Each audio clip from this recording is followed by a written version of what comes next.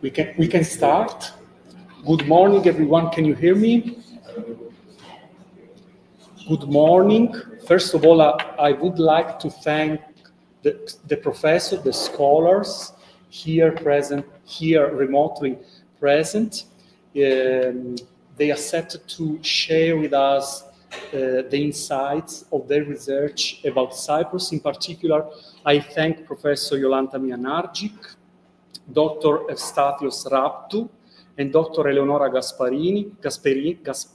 Thank you for your presence. I have the chance to present you in a while.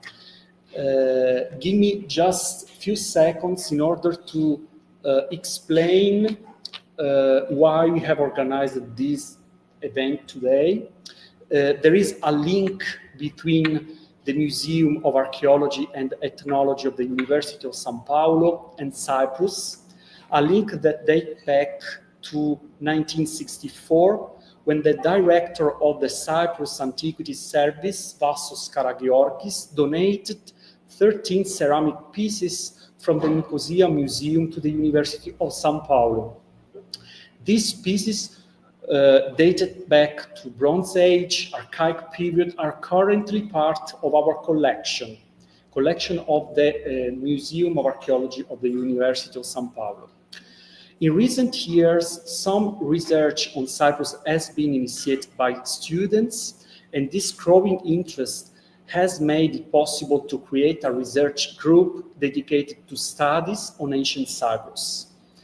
The study group aims to discuss issues and promote periodic events to keep the scientific debate on the island's archaeological problem alive. The birth of the study group was welcomed by the Embassy of Cyprus in Brasilia with a message that we will share with you. Leandro. Just a second.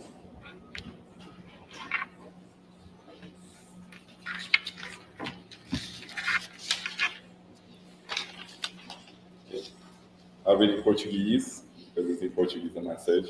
Okay. Prezados organizadores do Museu de Arqueologia e Etnologia da USP e estimados participantes do Seminário sobre Chipre Antigo. É com imensa satisfação que saúdo essa iniciativa do MAIUSP em explorar a história e a arqueologia do Chipre Antigo. Como embaixador da República de Chipre no Brasil, sinto-me honrado pelo interesse em nossa herança milenar, que abrange desde o Neolítico até os períodos helenístico e romano. Chipre, a terceira maior ilha do Mediterrâneo, sempre foi um ponto de encontro entre Europa, Ásia e África, forjando um legado arqueológico singular. Dos assentamentos de Hiroquitia às cidades-estados como Salamina e Pafos, nossa ilha oferece ao mundo um rico mosaico de conhecimento e inspiração.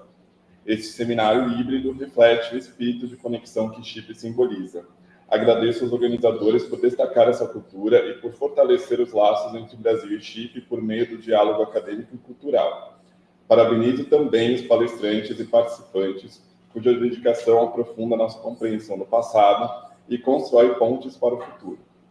Que este evento seja proveitoso, repleto de descobertas e trocas significativas, celebrando o Chipre Antigo e inspirando novas gerações a explorar suas maravilhas. Com melhores votos, Dr. Vassilios Filippo, embaixador da República de Chipre. Thank you. And now we can start with the first talk. I'm pleased to present the first of the Professor Jolanta Młynarczyk of the University of Warsaw. For all those who study Cyprus in the Hellenistic period, she is a well-known name because of his important publications. In particular, I won't remember now, Neapaphos 3, a landmark for all studies on ancient Cyprus. The professor has conducted a great deal of research on Paphos, producing a vast literature. It is an honor to have her here today. The title of the professor's paper is Development of Hellenistic Neapaphos in Cyprus Reconsidered. Professor, we thank you, and the floor is yours. Thank you very much. It's a great pleasure to speak about Cyprus for you, Dr. Leonardo Fuduli. Thank you for the invitation. Unfortunately, you can hear my voice. I'm suffering from flu, so maybe I will be speaking a little bit slower. And I hope I can manage with my presentation, which is not too long, I hope. First of all, okay, I will make for myself the full screen. Nea Paphos, famous Cypriot town, the capital of the island, that is the center of the administration during the Hellenistic and Roman periods, after which it still continued as an important center throughout the Byzantine and Frankish times. Commonly, just a minute, I will change the slide. Commonly believed to have been founded by the last king of the Paphian dynasty, Nicocles, son of Marchos, the high priest of Anassa, which was the local name of a goddess soon to be identified with Aphrodite. He ruled from not later than 321 to 309. He decided to transfer the name of the old capital, Paphos, I don't know if you can see, yes, onto the new foundation. The morphology of the site. The southwestern part of the area is a promontory locally known as Malutna, an oval-shaped hillock called Fanari from the modern lighthouse on it, the rocky hillock known as Fabrica, this part of the town, which is the highest point in Nea Paphos, reaching 28 meters above the sea level. The remainder is a flattish area with bedrock outcropping in some places around the central part of the harbor. The research on the Hellenistic Nea Paphos goes back to the 80s of the previous century, when the orthogonal city grid has been identified and published for the first time. Since then, there has been quite a lot of discussion regarding both the precise date of the town foundation and the implementation of the orthogonal urban plan. Were they concurrent or not? The reason for the foundation of the town was a natural bay which could easily be transformed into harbor. The bay, with its natural division into two parts by a rocky ridge, was much deeper in antiquity than it is today. The geological research by an American team confirmed the coastline as earlier proposed on the basis of the aerial photos. Today, there is little doubt that the new town of Paphos was preceded by an earlier settlement, its alleged name mentioned as Erythrae by an early Byzantine writer, Stephanos of Byzantium, in the 6th century AD. True or not, it is possible that on the promontory of Malutna, where Nicocles dedicated to Artemis Argotera a chapel, Naos, with annexes, Epinea, surrounded by a precinct wall, there already existed a rustic sanctuary of this goddess. This hypothesis is supported by pottery finds dated to the 5th century BC, if not earlier, retrieved from under the Roman period buildings excavated by the team of the University of Warsaw, this area. In the Louvre, there is a Hatoric capital, allegedly acquired in the end of the 19th century in Bafo, that is the site of Nea Paphos, but this should be checked, of course. It has been assumed that this pre-urban settlement would be located in the flat area, the eastern part of the bay.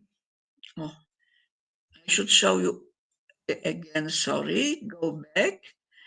The old picture of the harbor area with a silted up part of the harbor.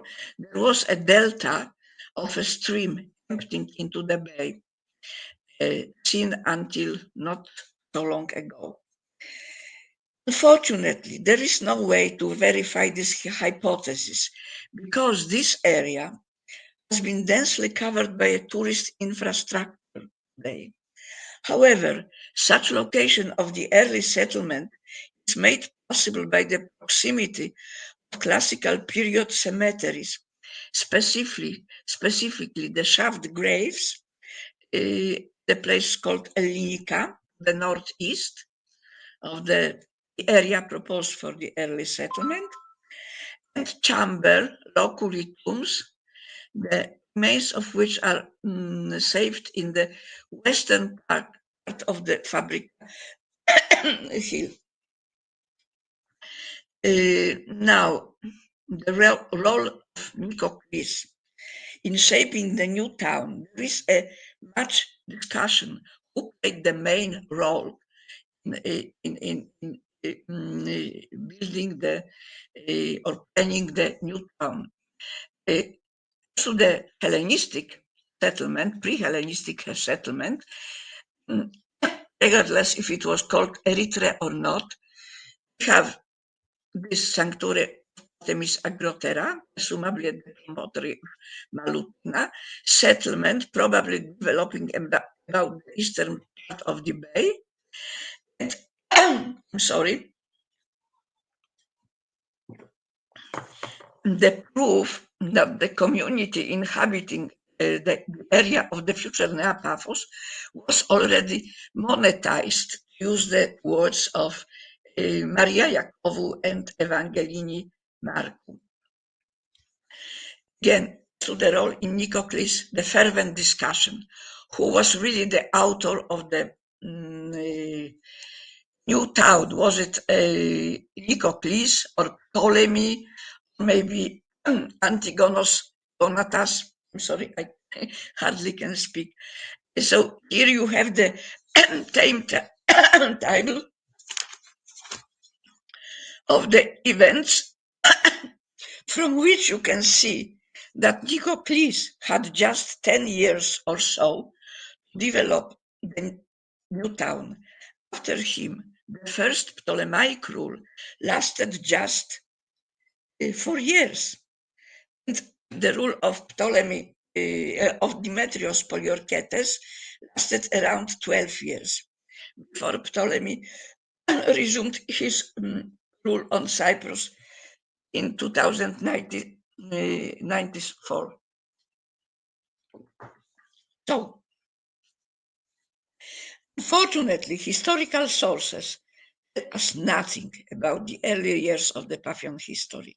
We have really to rely on archaeological finds integrated with local topography. In their new study, integrating numismatic evidence with the landscape studies, Maria Jakovu and Evangelini Marku underlined that Neapaphos was indeed founded by Nikocles as a new, initially alternative gateway to the sea, new transport route for copper and timber from the foothills of Troodos that would terminate in Nea instead of Old Paphos. The authors speak about the monetized character of the community living in the urban harbor. Now, the question of the city grid. In my opinion, the urban plan of Neapaphos, which is perfectly fitting the morphology of the area, was indeed conceived by Nikocles and his architects, and inspired by the town plan of Alexandria, which was founded in 331 by Alexander the Great. However, one thing is to conceive a town plan, and quite another is its implementation. In other words, we are facing the question of the historical development of the town. And unlike Alexandria, the grid of Neapaphos exhibits two distinct parts stand on different axes each. The north, east, southwest, in the southwestern area, with the remainder of the area following strictly north-south and east-west axis. According to the original interpretation, this bend, you can see the axis of the streets taking place somewhere here, would result from the local topography, specifically the presence of the oval-shaped hillocks Fanari. However, another explanation is that the two parts of the town originated in two subsequent chronological phases, early Hellenistic and middle to late Hellenistic. Now, the first urban phase of Neapolis, starting in the late 4th century and continuing throughout the 3rd century BC, embraced the arrangement of the arbor, sanctuaries of traditional cults, which were located in secluded places, the development of the residential quarter, Malutenactis Fanari, with the urban grid following the northeast-southwest axis, the harbor temple and the Fanari Hill temple.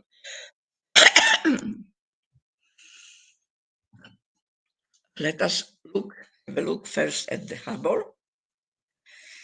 Since the primary raison d'etre of Neapolis was its harbor, it seems logical that it should be arranged in the very early years of the town. Indeed, in 306, Ptolemy with his Alexandrian fleet landed in Paphos on his way to rescue Menelaus, who was besieged in Salamis by Demetrios Poliorcetes. The shape and the extent of the bay made it possible to out a spacious, multi-purpose harbor protected by two breakwaters. It is very probable that already in this early stage of its existence, the harbor was divided into functional sections. The navy section, containing the Neoria or Neos Iki, as those discovered in Kition, merchant section, and the shipyards. Best protected was certainly the southwestern part, this one, of the harbor, possibly destined for the warships, while the remainder of the port area would be used for merchant vessels. The shipyards would be located in the eastern part, this part of the bay, close to the eastern city gate, being somewhere here. Their existence is confirmed by an inscription from Paphos, in which Ptolemy II, Philadelphos, honors one Goteles for the construction of two mighty warships. I remind that Philadelphos was reigning from 2083 to 2046.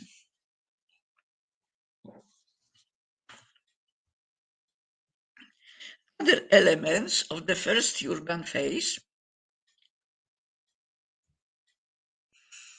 would be the cultic places, supposedly ranged on the northern border of the town, at Fabrica Hill and the site called Tumbalos Garrison Camp. They were related from the city center. We have also the question of the temple of Artemis Agrotera, which was situated somewhere in Malutna. Its location have not been found now. We don't know if it was sitting in the city grid or maybe outside it. The Fabrica Hill, the 3rd century BC, included the theater excavated by the Australian mission, which is dated to the turn of the 4th century or early 3rd century, sacred precinct of the Anassa, the goddess, protector goddess of Após, identified in Aphrodite during the 3rd century BC, not earlier, and a cultic triclinium not far from there. The temple, it was a rock platform. In the early phase, we don't know how it looked like, but we have evidence of the entrance situated in the corner of the sanctuary, not on its axis, which is typical for the Cypriot sacred tradition. Here is the ramp leading to the temple. We have a rock-cut altar with a rock-cut basin, kind of Lutherion, this time on the axis of the platform, and a stibadium, an open-air banqueting place. All these are beautifully illustrated by a votive tablet found in Golgi and dated to the 4th century or early 3rd century BC. We have a stibadium with banqueting people. We have a rock altar. We have people dancing and people going towards the altar, behind which Apollo is sitting. I'm sorry, I have to drink more water.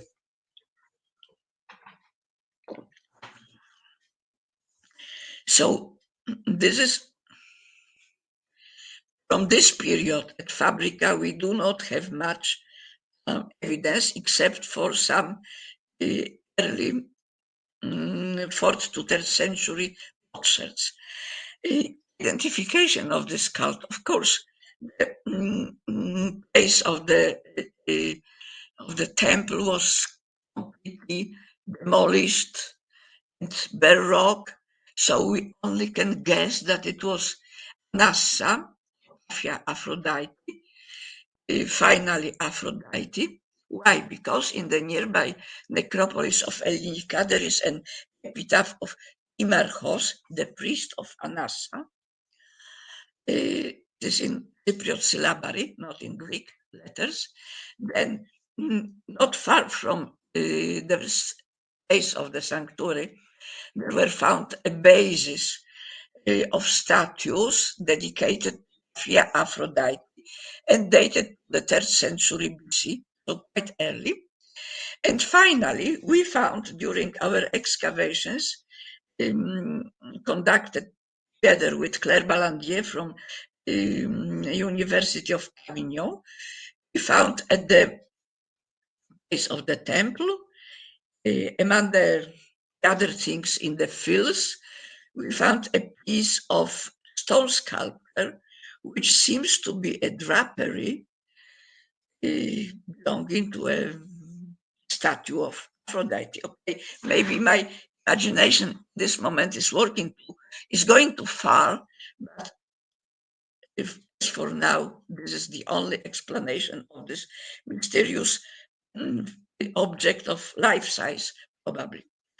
Okay, the triclinium built to the west of the sanctuary place at Fabrica was a banqueting place for a cultic association. It was first published, only the mosaic, by Sophocles Hadjisavvas in 1996 or 7.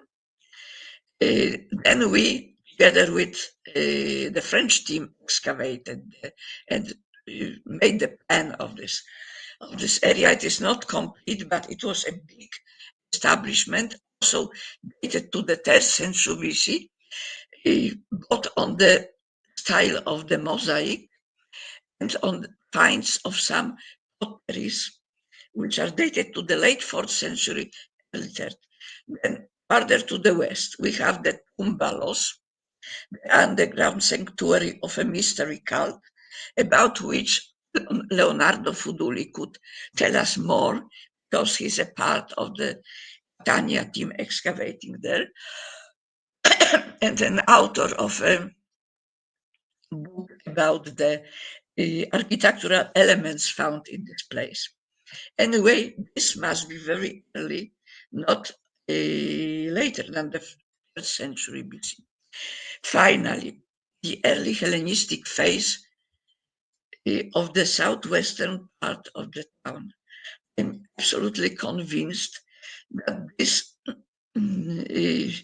grid of streets and insulae goes back to the very first period of the foundation of Nea Paphos, because under the Hellenistic house and the so-called house of Theseus, we found walls which are strictly in agreement with this grid, and they are dated to early 3rd, if not late 4th century BC. Then another element found under the Roman period house of Dionysos, which is famous Roman period mosaics. It's a pebble mosaic dated to the 3rd century BC, which apparently belonged to some very important building. Finally, the same street grid, we have a small podium of a small temple situated on the eastern side of Street 1. The numbers of the streets come from my book on Nea Paphos, published in 1990. And finally, the Phanari temple, about which we do not know anything, but it is sitting exactly on the northeastern end of Street 9, so still within the same system of insula street. So this might have been a part of the early Hellenistic urban planning. It is absolutely anonymous. We have here the part of a crepidoma of the temple. I'm not even sure if the temple was oriented east-west or south, north-south. Today, on the northern side of the temple, we can see a part of piscina, probably connected with the temple, the part of the precinct wall. Unfortunately, nothing can be said about the dating of the temple and identity of the cult.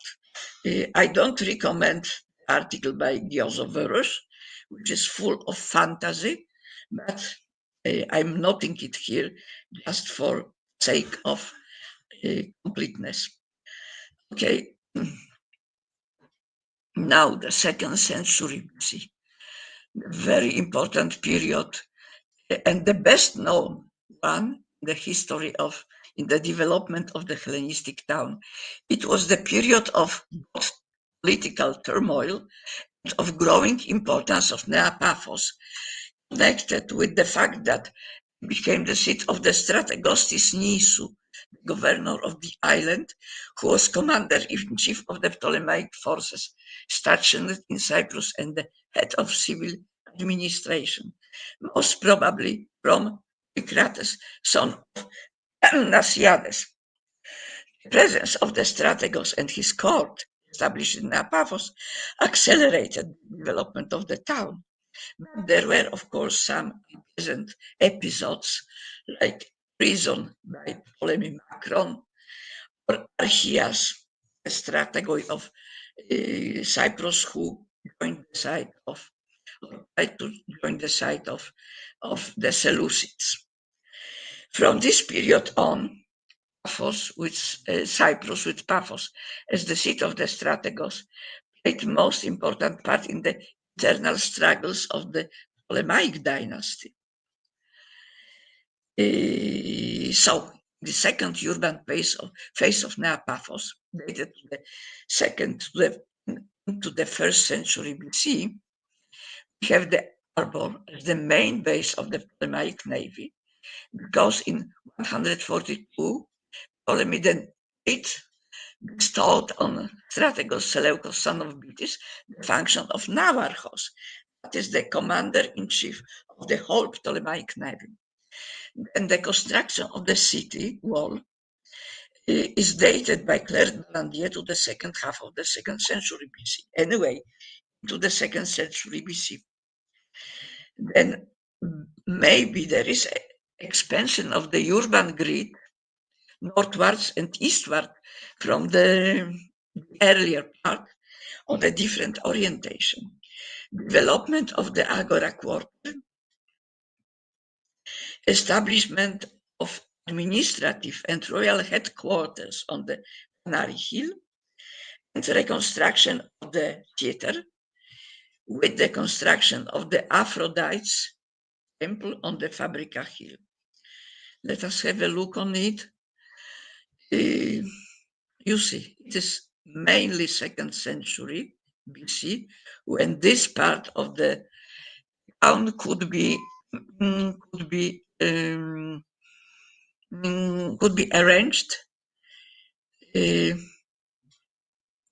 Here we have Agora, which was started to be excavated in the 70s by the late Kyriakos Nicolaou. Presently, it was excavated by the Jagiellonian University in Krakow. And the Agora,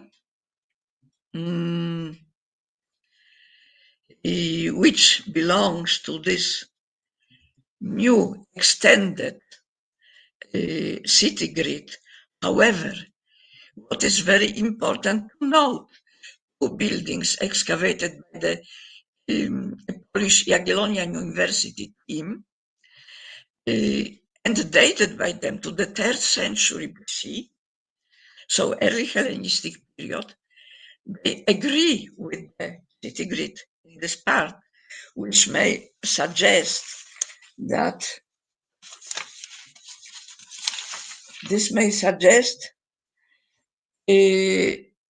that they were fitted into the axis of already pre-planned city grid, which can really go back to the times of the city foundation, but of course not all the area of the town could be arranged at the same time. So, but this is very characteristic that they absolutely so-called building A, building B, they sit in the city grid.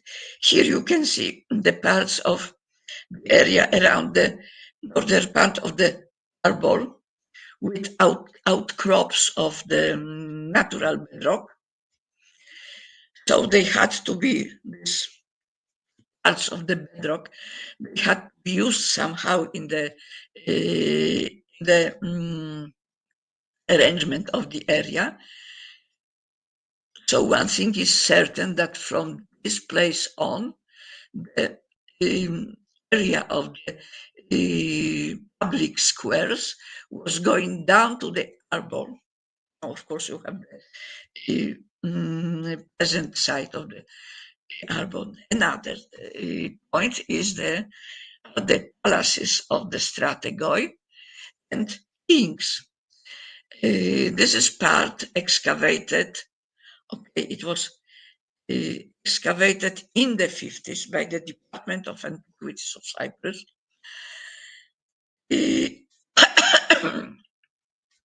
As rescue excavation on the hill of Fanari, the south of the epidoma of the temple. This is the present view, the view published by Kyriakos Nicolaou. Evidently, a public building, important building, which I would like to identify as a palace of of strategos and certainly the kings. Now you have the table of the royalty present in the Apaphos with specific dates starting from Ptolemy the 6th Philometor, Ptolemy the 7th Eupator, Ptolemy the 8th Euergetes II, and then his sons were changing places in Paphos for extended period of time. Finally, Paphos became the residence of the Ptolemy king of Cyprus.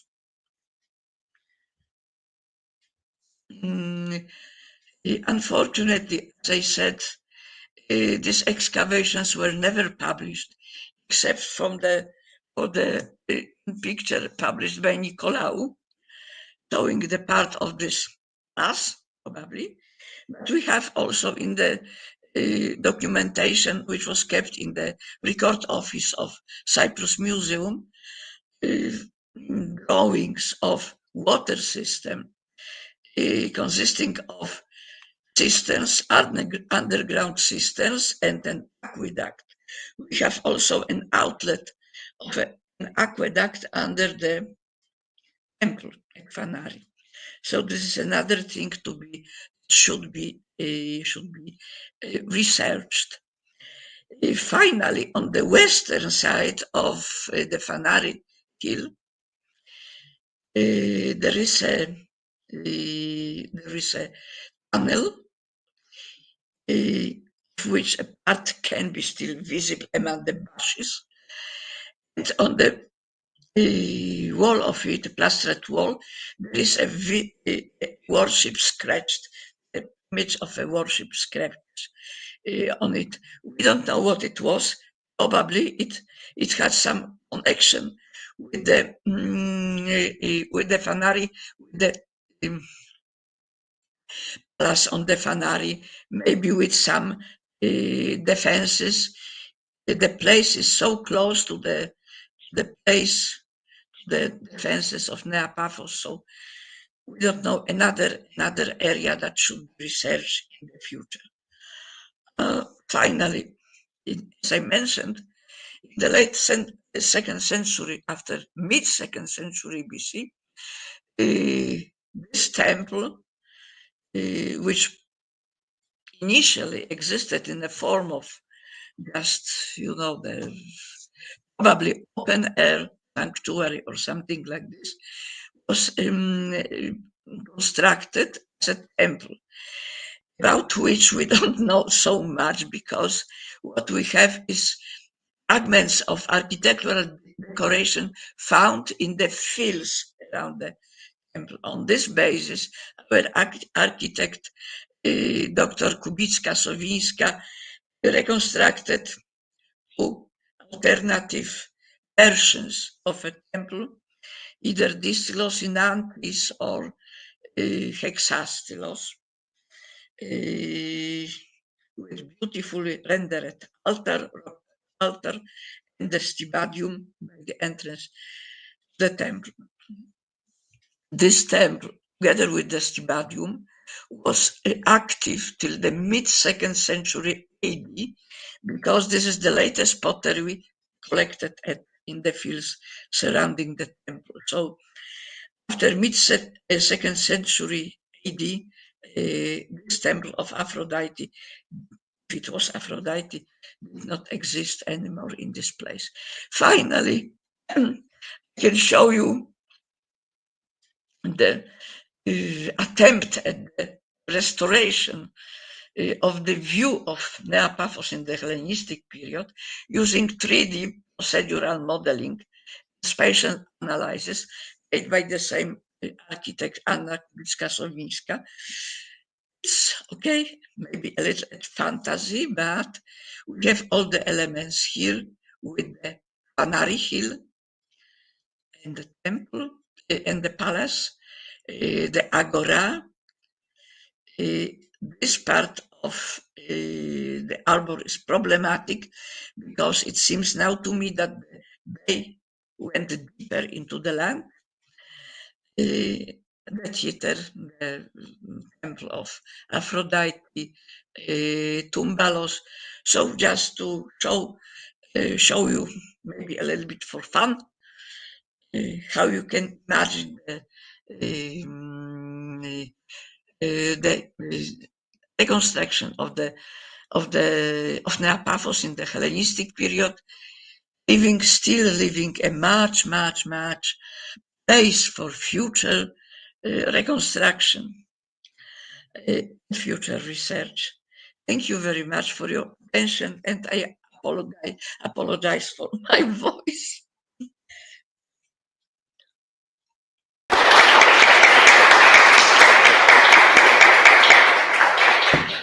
Thank you, Professor Młynarczyk, for this interesting and in-depth overview. It's not easy to explain such big problems about a city like Neapaphos. Thank you so much. And now we have a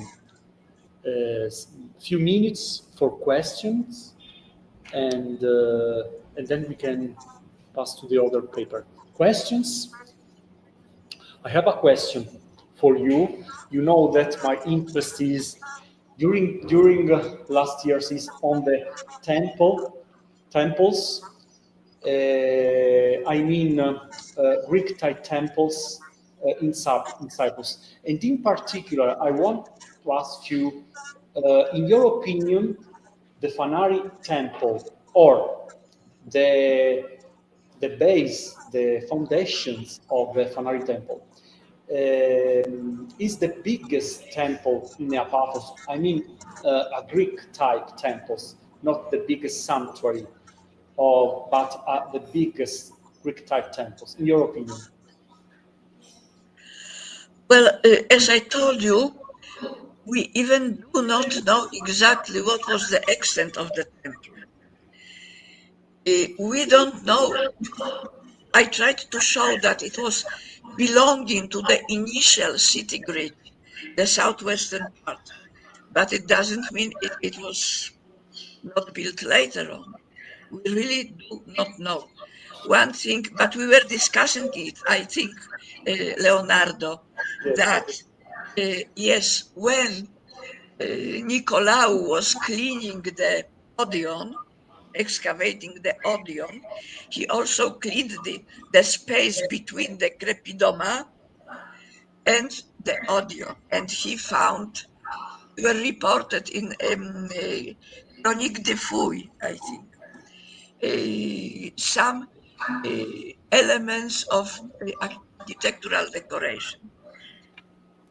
I don't know, maybe you saw them, maybe not. It's Yes. a big pity, yes. Yes. We don't know anything about it. Yes. Look, that agora with Odeon and the temple on Phanari are on complete different axes. It is completely different. It's, phases, probably. But what can we say? Thank you so much. Thank you again for your answer, and thank you for your presence here in spite of your flu.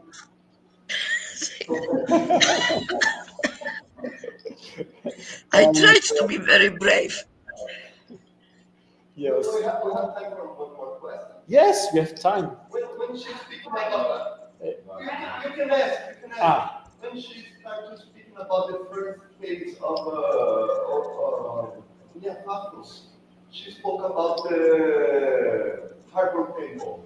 See? She could speak a little bit more about it. Okay, we have a question about the harbor temple of Neapaphos. Can you speak more about it?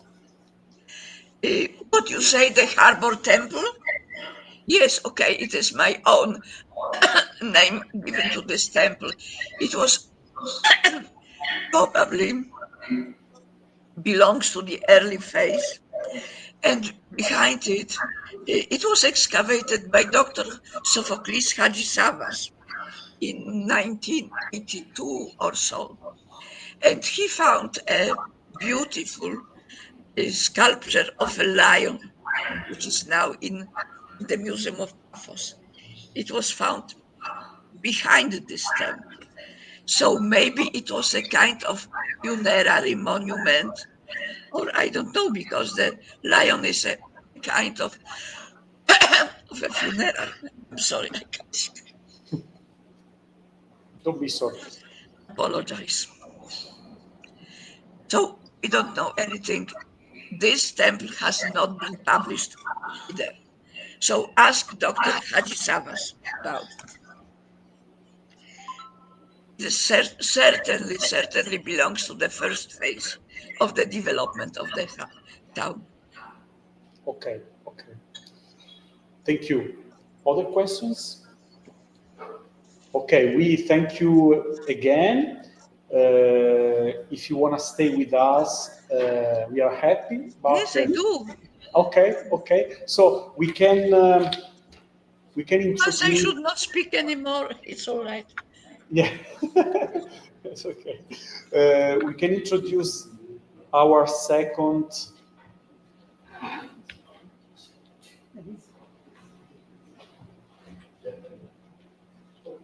Right.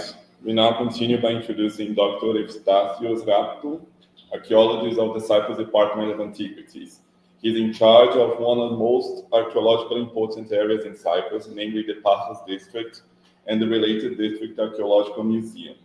He is the director of major archaeological research projects throughout the territory and is the author of numerous scientific publications. The title of his paper is Paphos Through the Centuries, from Roman to Medieval Times. So Dr. Raptou, thank you for your presence. Thank you very much. Oriste? Calovradi. No, it's afternoon. It's about 4:30 here. Okay. Yes, In no, Italy, it's okay. In Italy, you know, it's Bradi in Italy. It's buonasera. Yeah. So thank you very much, Leonardo, for the invitation to present you the city of Paphos through the centuries. I will speak for Paphos from the Roman times to medieval period. It means until the Venetian conquest, between the 1st century BC to the 1571, when the city of Famagusta, the main harbor of the city, falls to the Ottomans. And it is... Please, just a moment. We have to change your slides, okay? So you have to tell us next one and we change it, okay? Sorry? We have to change your slides, okay? So I cannot manage. You have just to tell us next one and we change it. Okay. No, that's a little more complicated. Okay. So I tell you. So it is truly a pleasure to address the audience so far away on the other side of the Atlantic Ocean, something that rarely happens for us and is quite fascinating.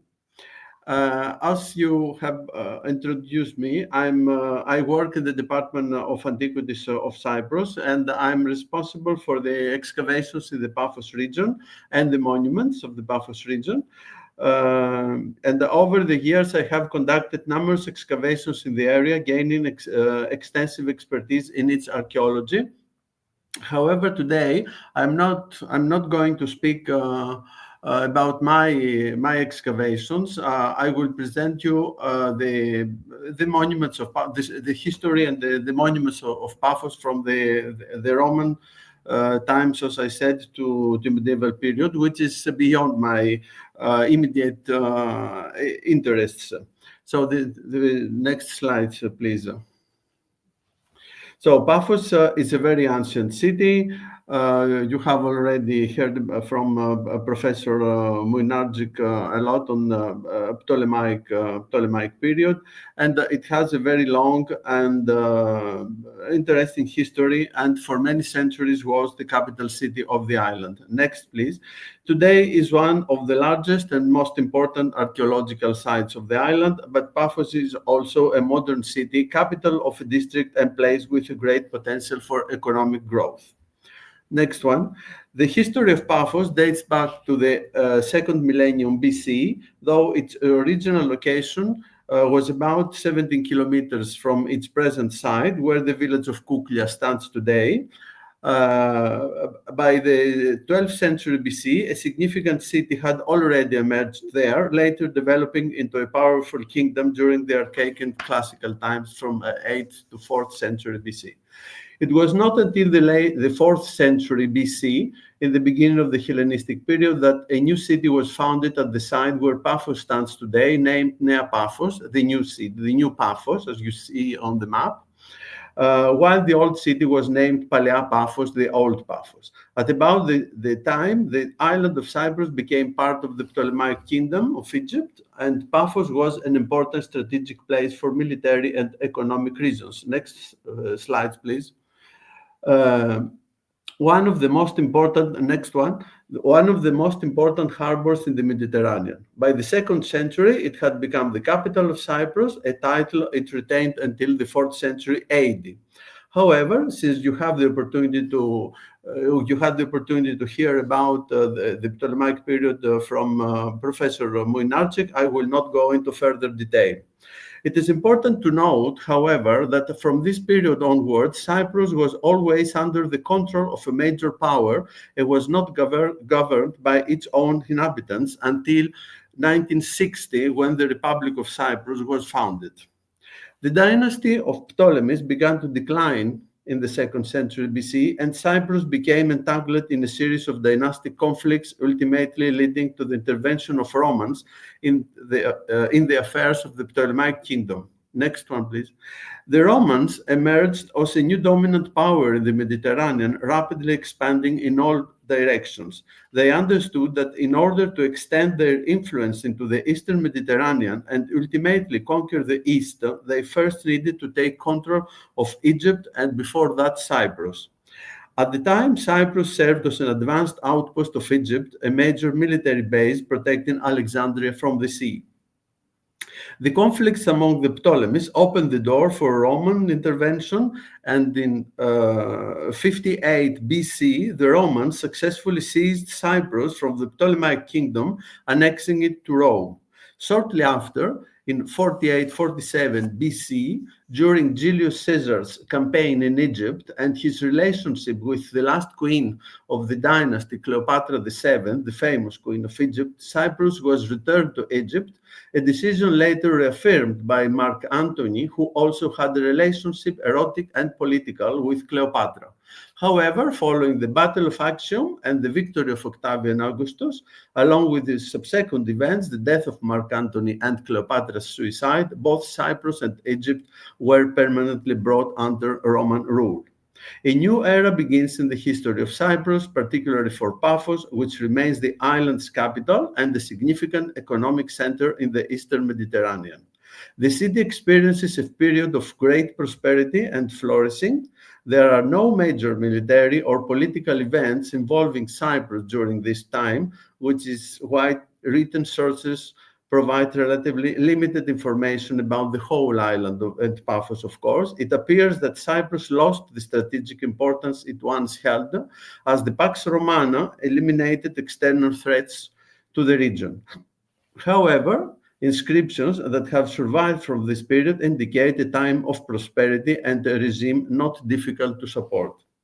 Initially, Cypriots were considered as the dictii, between subjugated people, and did not have the same rights as other nations, as they had surrendered to Rome unconditionally. They were under the authority of the Emperor Octavian Augustus. However, after 22 BC, once Roman rule in the East was firmly established, Cyprus was made a senatorial province.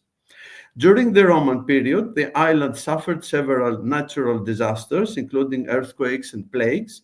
In terms of historical events, the only notable disturbance was the Jewish uprising against the Romans, which posed a serious threat to the peace and political stability of the island.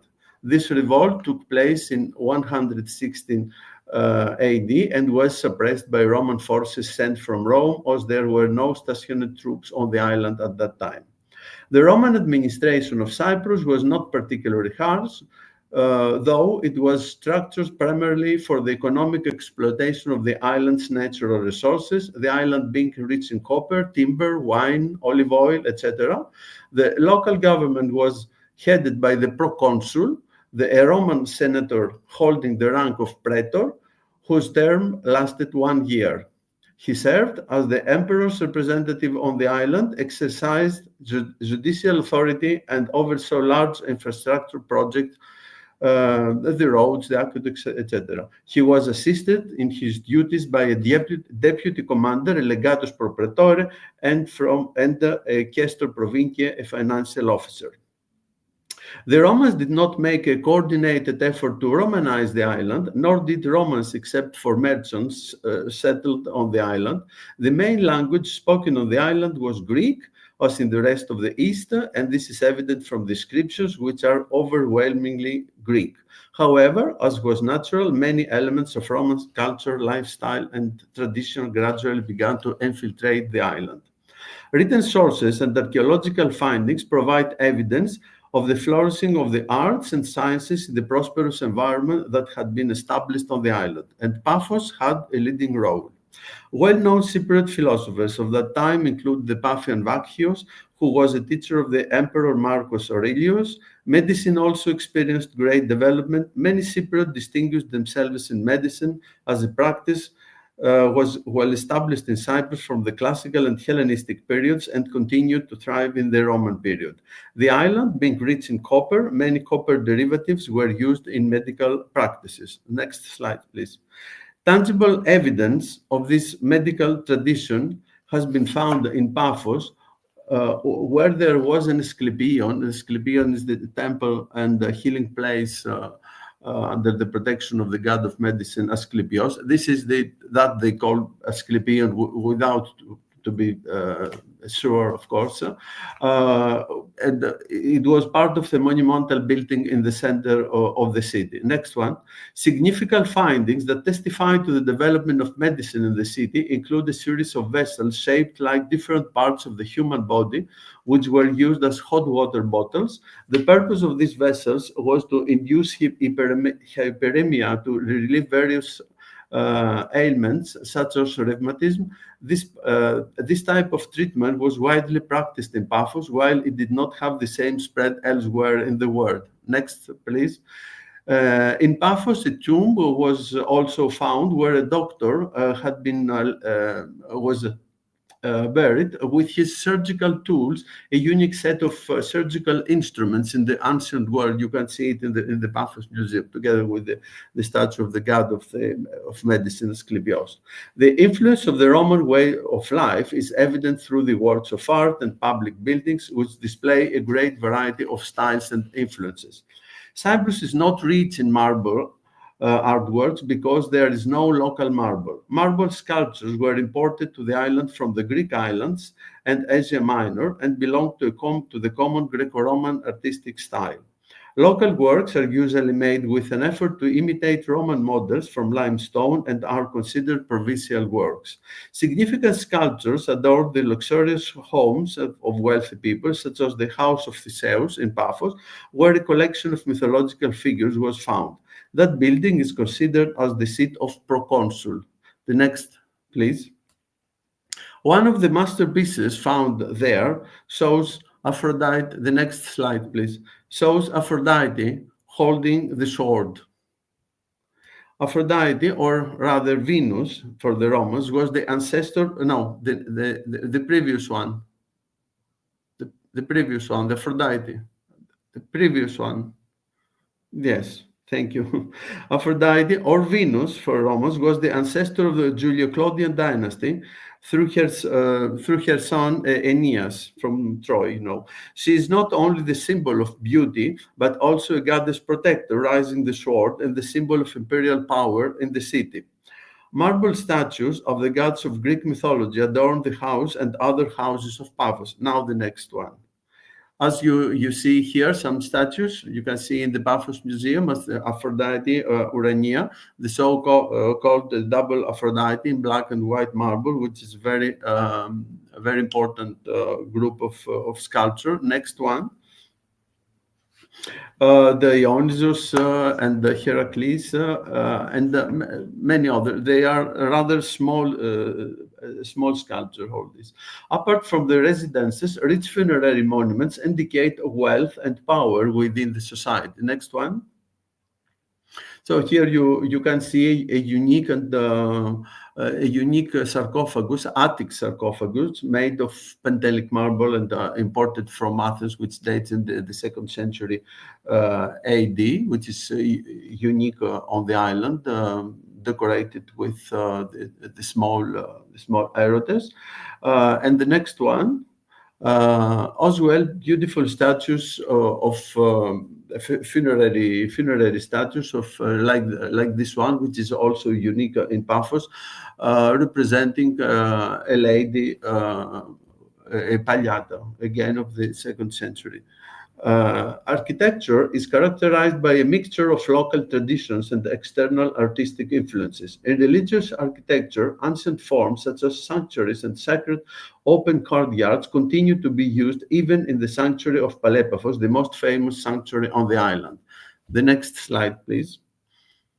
Here you can see a general view of the sanctuary of Aphrodite in Paphos, the Roman phase of the sanctuary, which is not a temple of Greek style. The sanctuary of Aphrodite in Paphos was the main sanctuary of Paphos even after the foundation of the new city, the Nea Paphos. The reconstruction of the sanctuary during the Roman period destroyed the earlier phases, but we know that a Greek-style temple was never built there. The next one. This is a closer view of the ruins of the sanctuary. And the next one, please. Here you can see another part of the sanctuary and the plan of the whole site with the sanctuary.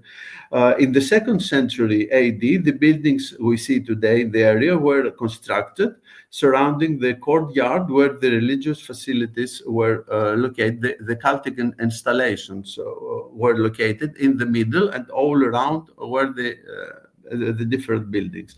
The buildings were used, the covered buildings, the stoas or the different other buildings were used for religious gatherings, while in the central courtyard were the Celtic installations and the offerings to the goddess made by both simple people, kings and emperors. No temples of classical architecture have survived in the city, but they likely existed as indicated by architectural elements uncovered during excavation. You have seen Professor Młynarczyk spoke about that, about the state of preservation. Next one. Buildings of the Greek type have survived, but they are mainly residences or funerary monuments, such as the tombs of the kings that we're not going to see. New architectural types were also introduced, such as the so-called Nabatean style, which was used in many temples and buildings in Roman Cyprus. The influence of the Roman way of life is also evident in the public buildings. The next one. Here you can see the site of Nea Paphos with the different places of excavations. During the Roman period, the city acquired a monumental form with impressive marble public buildings. Greek-style buildings such as gymnasiums, agoras, and theaters, which were introduced to Cyprus during the Hellenistic period by the Ptolemies, continued to play a major role in the life of the cities, but were modified by Romans. Next one. The theater, this is the city center with the monumental aspect it acquired during the Roman times. The next one. Yeah, the theater remained a characteristic Greek type building, but during the Roman period, it was modified to acquire the appearance of a Roman theater with a fronts skene. Here you see the situation as it's today, that nothing remains from the front skene. Next one, which the front skene, it closes the building in front of the cavea. You can imagine it in front, but you can see it in another theaters. Next one,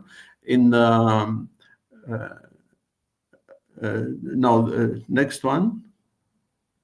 Yes, so this is the front skene of a well-preserved Roman theater, but not in Cyprus, in Syria. And the next one is a digital reconstruction of the Paphos theater, made from the archaeological mission of the Sydney University. The next one. Other types of Roman-style buildings were also constructed, such as Nymphea, Odia, amphitheaters, large baths, and thermes. And the Odeon, you can see here, the Odeon of Paphos was a building of Greek design, but became a characteristic of the Roman period. In Paphos is the only Odeon of the isle which is preserved. The next one. The Odeon were like small theaters, but used mostly for musical performances. But it can be also be used as the Voulefterion because it's close to Agora, but there is no. We cannot say. We cannot speak more about that. The next one. The next, please. Next. Now, here again, you can see the Odeon, which is one of the most interesting places to see inside the archaeological park of Paphos today, with the Agora, the excavation of the Polish mission, and the other buildings around. The amphitheaters also are characteristic buildings of the Roman times where gladiatorial games and animal hunts took place. And amphitheaters have been identified and partially excavated both in Salamis and Paphos, the two major cities of the island. But it's not... we cannot see it very well in Paphos today. The next one. In the field of mosaics, it seems that Cyprus held a leading, Paphos held a leading position, and the wealth accumulated in the city during the Roman period is reflected in the decoration of public and private buildings. Here you can see the quarter with the rich villas, the rich Roman villas in Paphos, which is situated inside the archaeological park. So the limited iconographic themes of Hellenistic mosaics were enriched with scenes from Greek and Roman mythology, daily life, and a variety of other themes.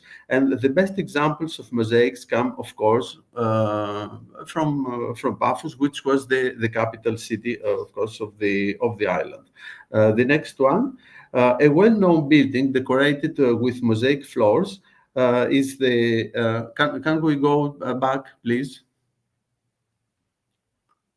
A well-known building decorated with mosaic floors is the House of Dionysus. The House of Dionysus, you can see it in front of the photo. It's a very large Roman villa. The next one, it's a luxurious house of the 2nd century, which includes about 500 square meters of mosaics. The spacious villa represents the well-known type of Roman atrium house with more than 40 rooms around the peristyle atrium with an open impluvium. And the name is given from the the depiction of the god Dionysus. Here you can see the triumph of Dionysus. It has been suggested that the triumph of Dionysus in Paphos is reflecting the cult of the god in Antioch, where he was one of the major deities worshipped there, thus showing the relations between the two cities. The Dionysia festival was celebrated with theatrical performances, processions, feasting, and other rituals that involved music, dancing, intoxication, reflecting the god's association with liberation and the breaking of the norms of society. Next. Here we are again, the house of Dionysus. This is the tablinum with a composition between realism and fantasy, with scenes of grape harvesting, hunting, which were enjoyed by guests like on couches all around. It's a very big mosaic floor. In the main reception room of the house. A series of the next one. A series of mosaic images, and always in the same house, depict episodes from Greek mythology related to wine production, as well as mythological, let's say, love stories like Pyramos, Thisbe, Apollon, and Daphne, and more. The mosaic floors of the house show how the art of mosaics in Cyprus absorbed elements from various parts of the Roman world. And the next, mosaics from the house of Orpheus, dating to the same period, depict Orpheus enchanting the beasts with his music. The mosaic includes an inscription, and you can see it on top, mentioning the owner of the house who paid for the construction of the mosaic floor. The next. Now we pass to the house of Theseus, where the mosaics continue the classical iconographic tradition. That house, as we have already said, is believed to have been the residence of the Roman proconsul, and one of the floors depicts the victory of Theseus over the Minotaur, which may have a symbolic significance related to the use of the building as the residence of the Roman proconsul. The next. Yeah, this is a closer view of the same mosaic with Theseus in the labyrinth. You see the personification of the labyrinth, Ariadne on top, and the personification of Crete. It's a very interesting mosaic floor. The next one. This is the mosaic floor of the baths of the house. There are many mosaics with only geometric designs without figural representation. And next one, significant mosaics were also found in the house of Eon, which it's a very, very interesting mosaic dated in the 4th century AD, in the period of the transitional period between the paganism and the Christianism. It's very interesting from many different aspects. And the next one, please. Here you see the different mythological figures from the same mosaic. Really, we can see here a lot of myths of the Greek mythology. We don't have the time to develop more. Next. Oh, here is a wonderful depiction of the Nereids. Thetis was the Nereid, the mother of the great Greek hero of Achilles, with her sisters living, going down to the ocean. Next. And here is another well-known episode of the Greek mythology with Apollon, the god Apollon, and Marsyas, who tried to say in front of the god that he can play better music than Apollo, and he had a terrible end. Next.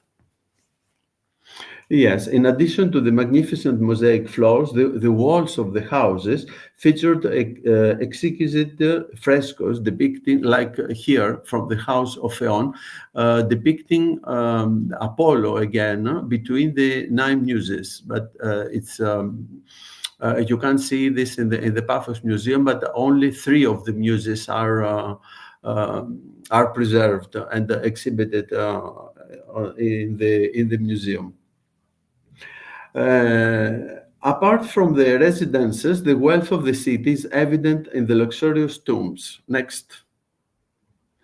Funerary architecture has left unique monuments in Cyprus, in Paphos, such as built tombs or those carved in the rock, decorated with frescoes depicting mythological figures or allegorical symbols.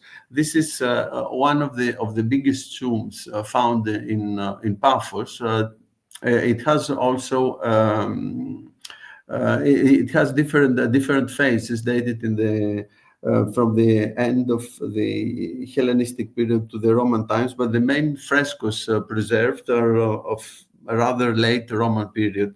Next, here you can see this, the representation of the same with a design. The next one. This is the one of the ceilings of the arches of the same tomb. You can see the environment for the dead. It's a paradisiac environment created for the dead, which dates rather to the late Roman period. The next one. This is another tomb where a mythological figure is represented. Is painted on 3 slabs, closing a small chamber, a funerary chamber, and they were transported to the Paphos Museum. Next one is the same. It's the only figure preserved in its entirety in Paphos on a funerary painting. It's rather a personification or a mythological figure. It is unique. It dates the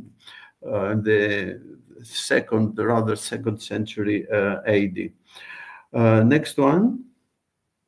This is another very interesting tomb found close to the lighthouse of Paphos, depicting a peacock. Peacocks, the birds like peacock and parrots were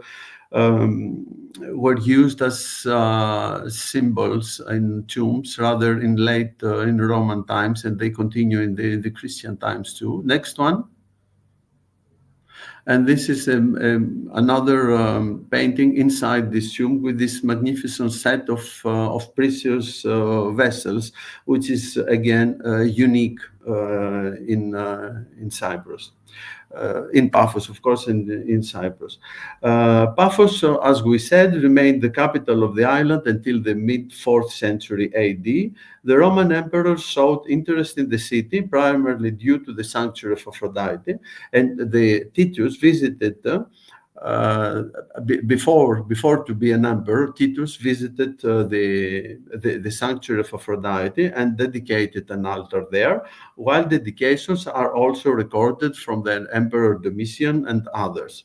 The Romans bestowed titles on cities, reflecting their interest in the cities of the empire. The next one. And as Paphos grew during the imperial period, it was granted the title of Sevastii Augusta when Augustus helped restore the damages caused by earthquakes. Later, the title Claudia was added, likely by Nero, and Flavia by Titus or Vespasian when the city was destroyed by an earthquake in 77-78 AD. The final name of the city is the most glorious and dates back to the Severan period when it was called Sevastii Claudia Flavia Paphos, the sacred metropolis of the cities of Cyprus. And you can see this inscription and this this inscription, this wonderful inscription,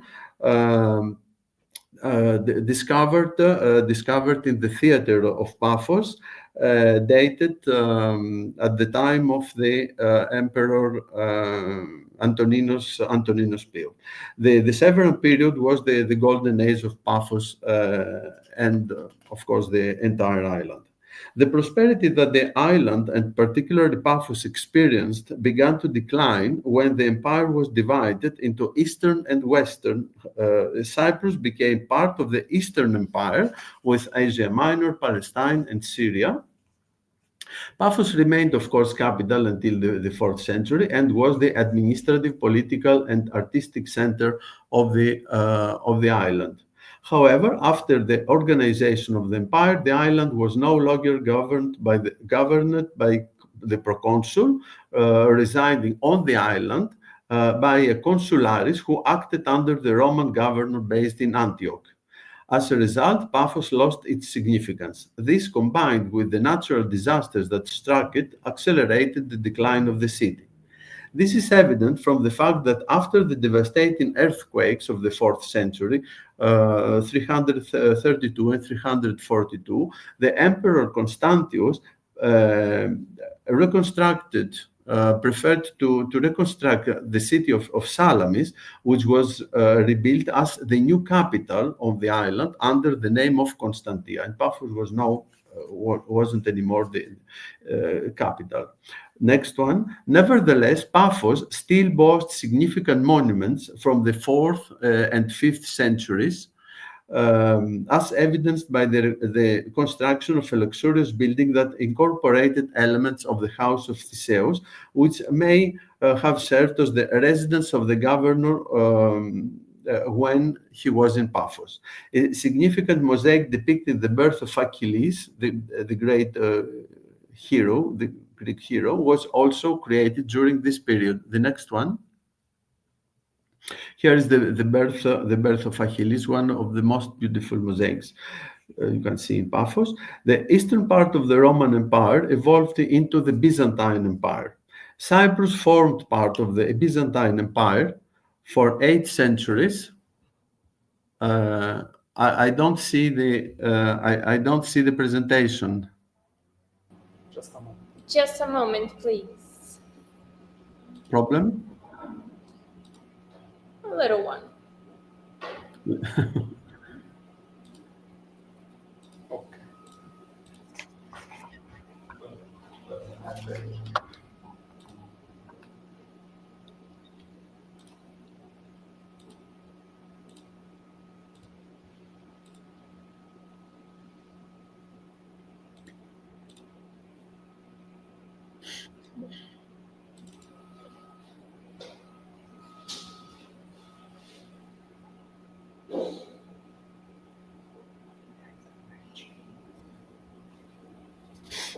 Eu acho que é um aplicativo do StreamYard, numa carteira do nosso. Just a moment. Mm-hmm.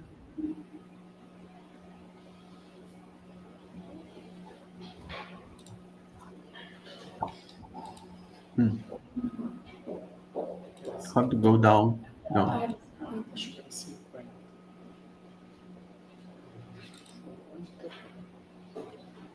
No. This one? Yeah. No, before.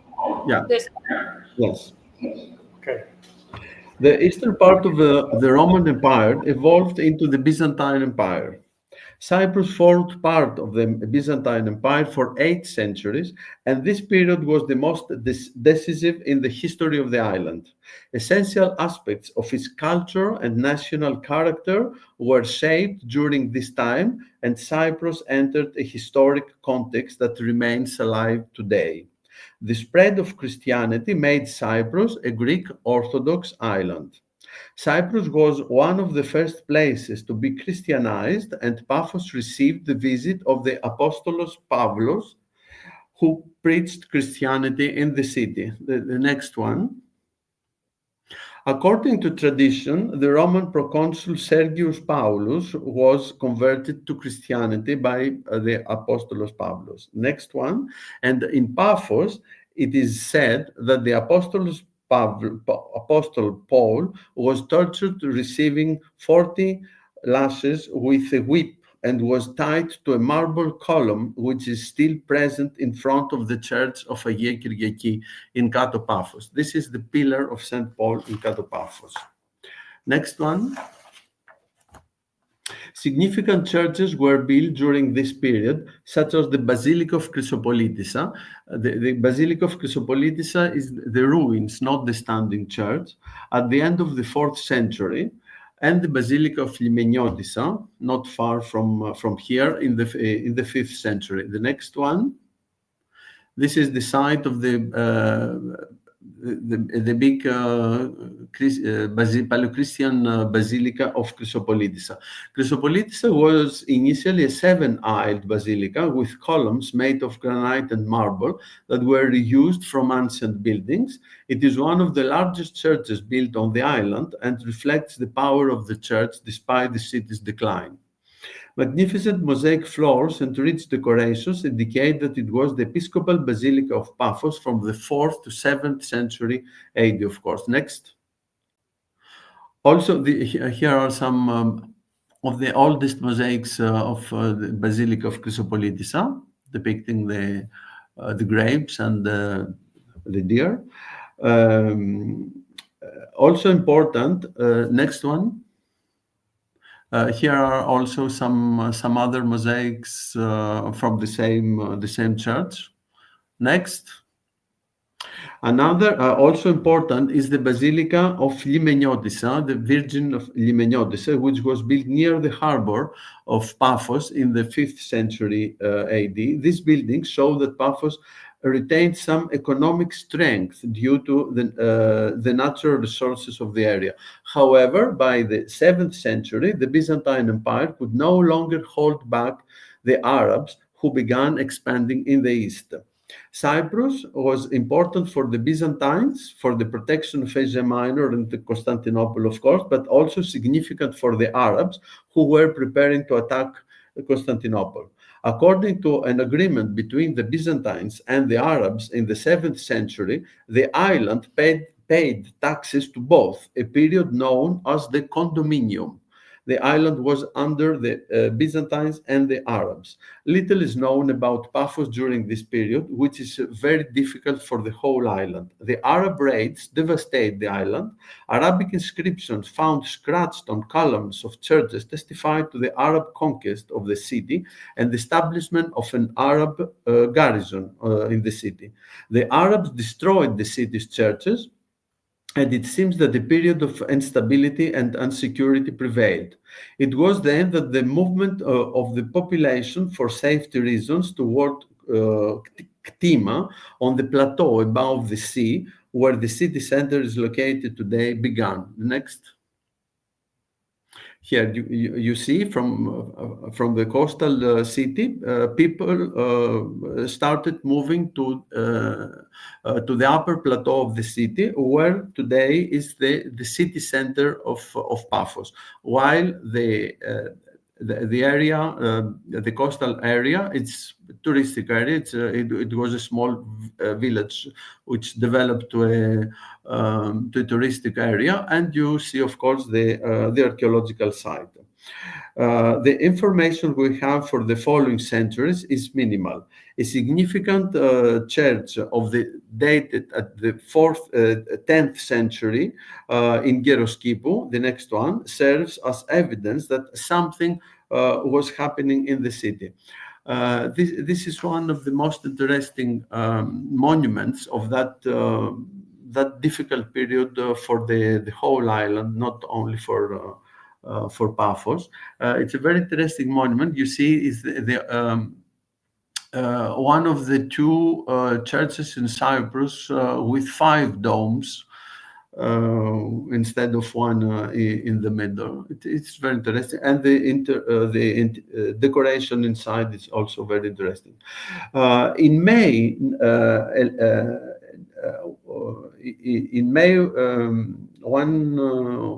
1191. The Richard, 12th century.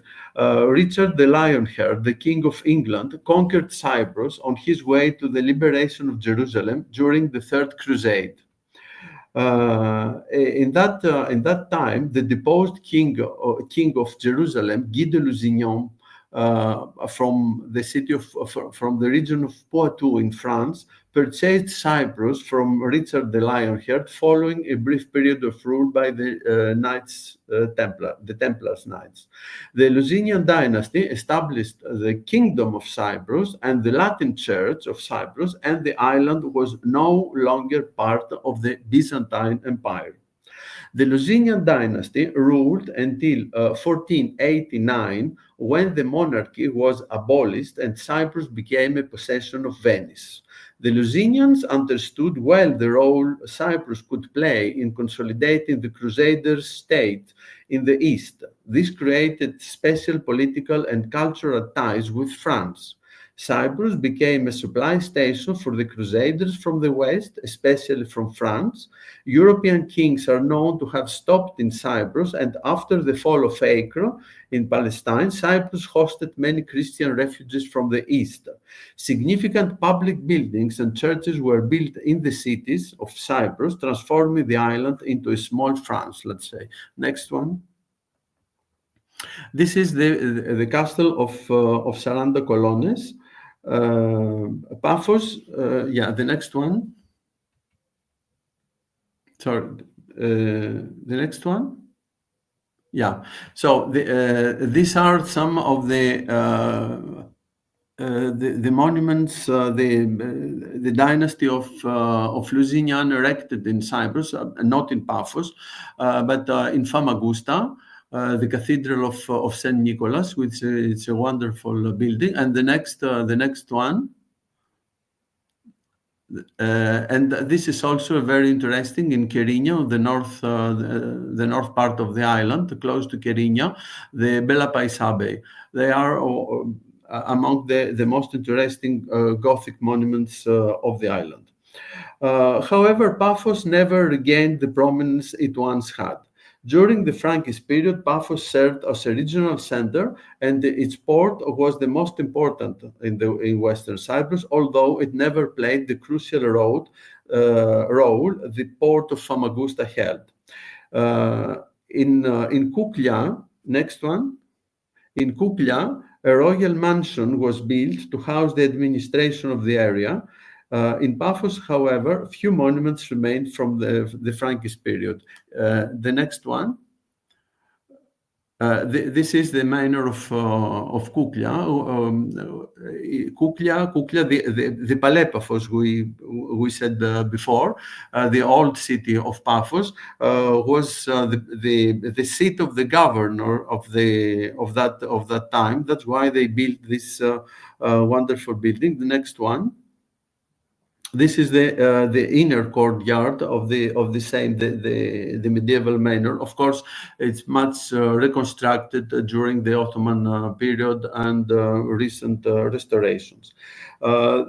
In Paphos, there are only the ruins of two Gothic churches, maybe the Episcopal Church, a bathhouse, and the ruins of the castle of Saranda Colonnes. It is possible to go back because the slides are a little mixed. This one, yeah. This is the castle of Saranda Colonnes, which was built by in the beginning of the medieval times, possibly by the Lusignan, and destroyed in the 13th century by severe earthquakes, and later was replaced by another small harbor, the next one. This one, which still stands there on the harbor of Paphos, but this is a phase, is the latest phase after the Ottoman restorations in the 18th century. The next one. Yes, now we go. Yeah, next here. During the Lusinian period, the Orthodox Church was under persecution, which is why there are no significant church buildings in Paphos. However, the Christian monuments of the period are of great interest. The city's Christians used ancient tombs, which they converted into churches and decorated with frescoes, such as the case of Agia Solomoni, you can see it on top, and Agios Lambrianos below, and the other sides. The next one. The enclosure of Agios Neophytos, a cave where the saint lived, was the most important monastic center in Paphos and was adorned with important 12th century frescoes. It's one of the most important monasteries even today for the Christians to visit. And it's a fantastic place. This did not last long due to the great influence of the Orthodox Church on the population. Thus, the administration of the Catholic Church, through a decree known as Bulla Cypria, improved the position of the Greek Orthodox. Some of the most interesting churches were built at that time in Paphos and throughout the region, reflecting the power of the Orthodox Church, such as the churches of Agios Neophytos, and the next one, the churches in the villages. You can see a lot of churches of that time, of the late 15th century, like Panagia Odigitria at Kouklia, Agia Kyriaki at Kato Paphos. Next. In the 15th century, Venice power grew in the east, while the Lusinian dynasty began to decline. The last king of dynasty married Caterina Cornaro, and when he died, Venice annexed Cyprus under the pretext of protecting the queen. Paphos experienced some prosperity during this period as a center of significant agricultural production. The port was used for the export of cotton, sugar, and silk. We have to say that in Paphos there are many, not many, but some very well preserved sugar refineries, and sugar production was very important at that time for the Venetians. So it was used to export the sugar, but also the silk and cotton. Some buildings seem to have been repaired during this time, and it's from this period that the beautiful Renaissance statues of angels, next one, inspired the statues of angels inspired by classical Greek art, which adored the church of the Franciscan in the city date. The angels are carved from limestone and have terracotta wings. They were supporting a ciborium. I'm sorry here, but in my presentation, the thank you, it was to appear after the end of the speech. Anyway, and with this hopeful smile of the angel, I conclude my presentation, because what followed was far from hopeful for the island. In 1571, Cyprus was occupied by the Ottoman Turks, who ruled it for 3 centuries, until it was taken over by the British and turned into a British crown colony. It was only in 1960 that Cyprus was declared an independent republic, united for the first time in its history. But that was the beginning of another complicated story. Thank you very much, and muito obrigado.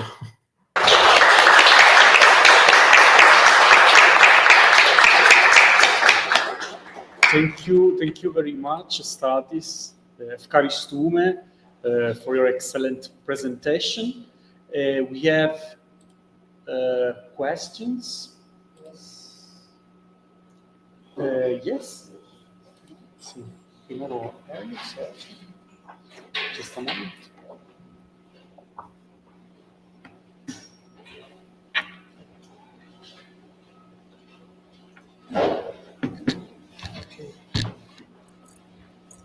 Καλημέρα κύριε Eustathios, το όνομα μου είναι Σέργιο. Έχω μια ερώτηση στα αγγλικά. Regarding the art presented, we know about the crisis of the second and third centuries.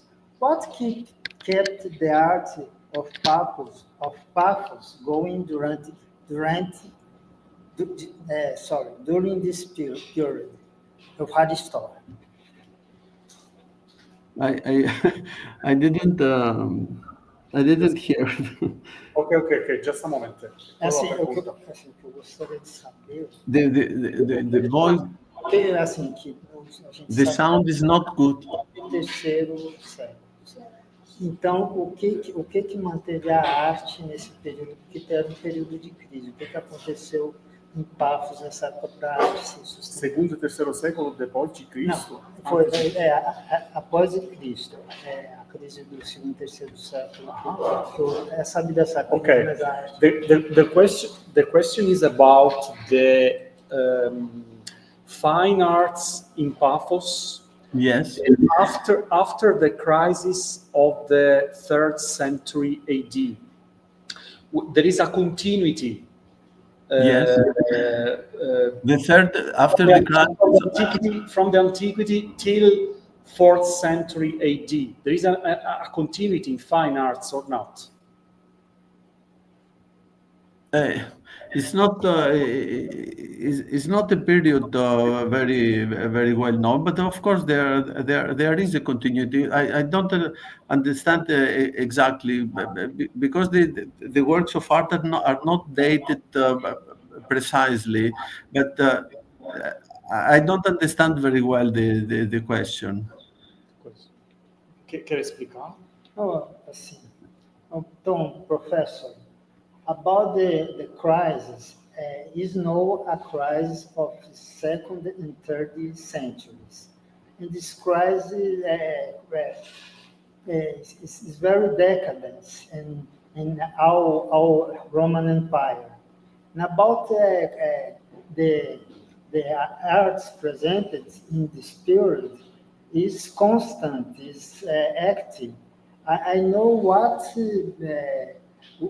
kept the art of Paphos going during this period, what maintained the art in this period. If I understand well, listen, the classical tradition it continues. The mythological scenes, the mythological figures continue. I show you the mosaic, the floors of the house of Phaon, for example, or the house of Theseus with the birth of Achilles. These mosaics are dated in the Christian times, so it means that the old tradition it continues in the East. Okay, thank you. Yes. We have other questions.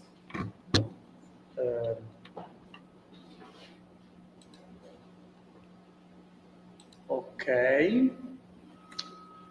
Louis Aidan. What were the main strategic reasons for the common interests of Rome and Ptolemaic Egypt on Cyprus in the period from before the reign of Cleopatra down to the Battle of Actium? Yes. No, it's very easy. Cyprus. Yes. Cyprus is the only land in the Eastern Mediterranean. I mean, the only island in the middle of the Eastern Mediterranean. So for someone who wanted to conquer the East, it was imperative to hold Cyprus. Cyprus is also an island. It was an island very rich in resources, natural resources. For example, the copper. The timber for the ships, the corn for the troops, and for many other agricultural products. So it was very important for the harbors also. From Cyprus, you can reach all the whole area, the southern Anatolia, the Levant, Egypt, and it was. very important for the protection of Alexandria. Between the Aegean Sea or Anatolia and the Levant, there is no other land for someone going to Alexandria. So it was of absolute importance for the Ptolemies to hold the Cyprus, and that's the reason why they gathered the fleet of Ptolemies in Paphos when they lost all their colonies or their possessions in the Eastern Mediterranean. They gathered the fleet in Paphos. It was very important for them, and for the same reasons also the Romans. But for the Romans, not so in military. Yes, no. For military reasons, as for the approvisionment in copper, timber, etc. Okay, thank you so much. Other question? We have another? Okay. Louis Zaidan, I noticed that there is an agora at the city center of Nea Paphos. Did the Romans not construct a Roman forum during their occupation phase, or did they adapt these Greek structures into a forum? Good question. Okay, this is mostly a question to address to the Polish mission. But I think it's they construct it's an agora. It's a Greek type of agora reconstructed. Yes. Thank you. And now we have others. Okay. Do we have any documented evidence?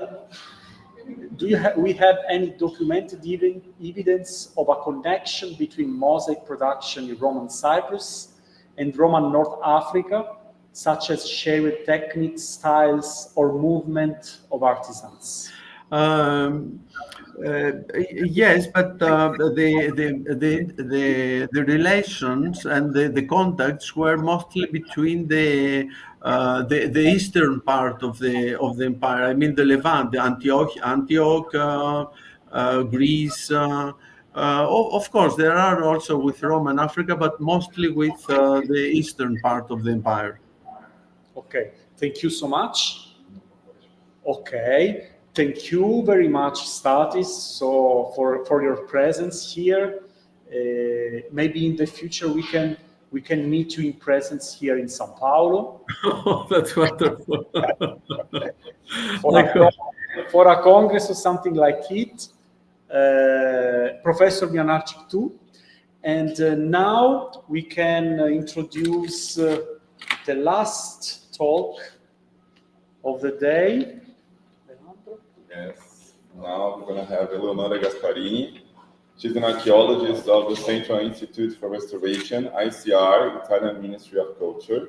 She's a specialist in Greco-Roman archaeology. Her interests include Roman architecture and architectural decoration, interdisciplinary studies on the use of marble and other stones in antiquity, as well as social, economic, and anthropological implications in ancient architecture. Her research is mainly focused on housing in Italy, North Africa, and Eastern Mediterranean from the Hellenistic period to late antiquity. She has carried on archaeological investigations in Italy, Cyrenaica, in Eastern Libya, Egypt, Cyprus, and ancient Palestine. The title of her paper is The Architectural Decoration of Cyprus under the Roman Empire, a history of transition from the Hellenism to late antiquity. Thank you, Eleonora, for your presence today. The stage is yours. Thank you, and good afternoon, everyone. Can you hear me? Yes, perfectly. And can you see the presentation? Yes. Okay. Can you also see the arrow, my arrow on the slide? Try to move it. I'm moving it. No. That's a pity. Because it would be nice for me to point details in my images. Shall we try to have a pointer? Let me see. Okay. Can you see the arrow now? No. Okay. Let me just 1 second. Let me do some research in the. No, I can't find.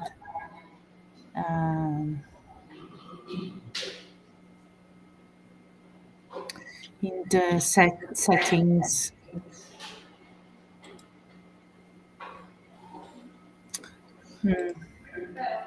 Okay, doesn't matter. Okay. Thank you so much, Leonardo, for inviting me to give this lecture and to share this interesting seminar with such illustrious colleagues as Professor Młynarczyk and Dr. Raptou.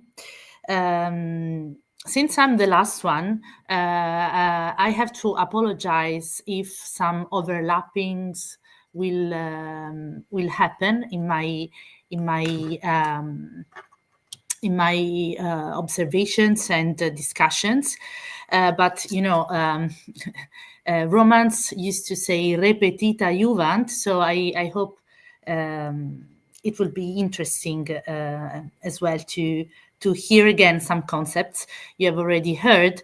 I have also to apologize because probably my presentation will be a little bit more technical and specialistic, let's say specialized on architecture and architectural decoration. I hope I will not be too confusing, and if there is something which is not clear, please ask to clarify concepts and things in the questions that will succeed my presentation. So, as I was saying, this lecture will focus on the use of classical architectural orders in Cyprus during the Roman period.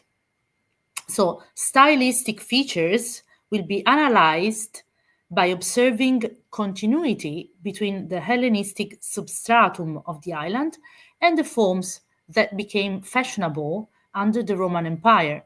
So in some way, I think I will focus on concepts that were the focus of the question that has been posed to Eustathios a few minutes ago. So the point of continuity. I hope I will give some more ideas and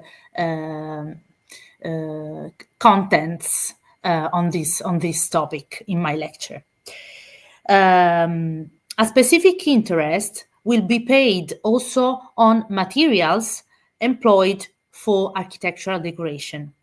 Materials that were both local and imported.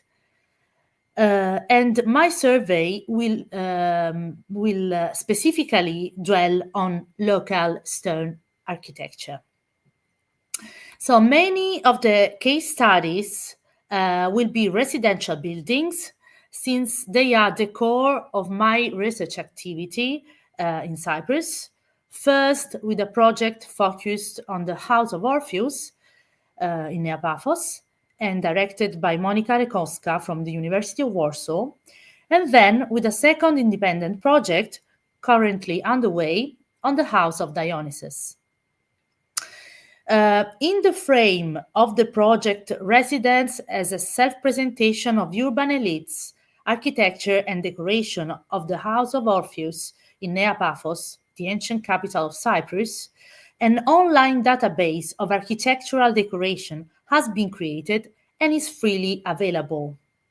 I invite you to consult it to familiarize yourself with the Cypriot architectural elements and, more generally, with the terminology necessary for describing architecture and architectural decoration. In the chat, in the notes of this platform that we're using, I have pasted the link to access this site. So I shall specify that House of Orpheus and House of Dionysus, which are the names of the sites that you have already heard many times this afternoon, and that I will quote again and again, are, let's say, conventional names used to describe a sequence of residential units that reflect the changes in the history of Nea Paphos with succeeding reconstructions. In many cases, architectural elements had been dismantled from the walls of the later phases, where they had been reused. Only in some cases, the architectural elements were found in a collapsed position following one of the earthquakes that hit the city. In fact, for chronology, the most important points of reference are not the political events, but rather earthquakes from which Paphos, as other cities of Cyprus, severely suffered in 15 BC, 76-77 CE, and then in the middle of the 2nd century CE, and again in the 4th century CE. So, first of all, I shall shortly give again an historical background.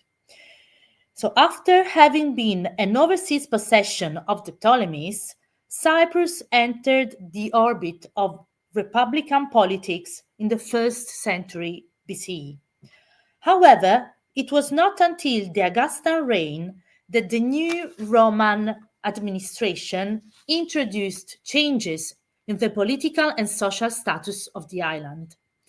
We shall say that under Roman imperial rule, Cyprus did not play a leading role. The island enjoyed, however, a period of prosperity which was due to its location at the crossroads of trade routes between East and West Mediterranean. Its significance in Roman trading networks is well testified by the evidence provided by Amphorae. Cyprus was a minor senatorial province and did not offer quick promotion in the senatorial cursus honorum. Nevertheless, the constant presence of officials on the island is attested in important towns. Roman citizenship was relatively rare among the natives of Cyprus before the beginning of the 3rd century CE, and Cypriots rarely reached high-ranking Roman nobility status.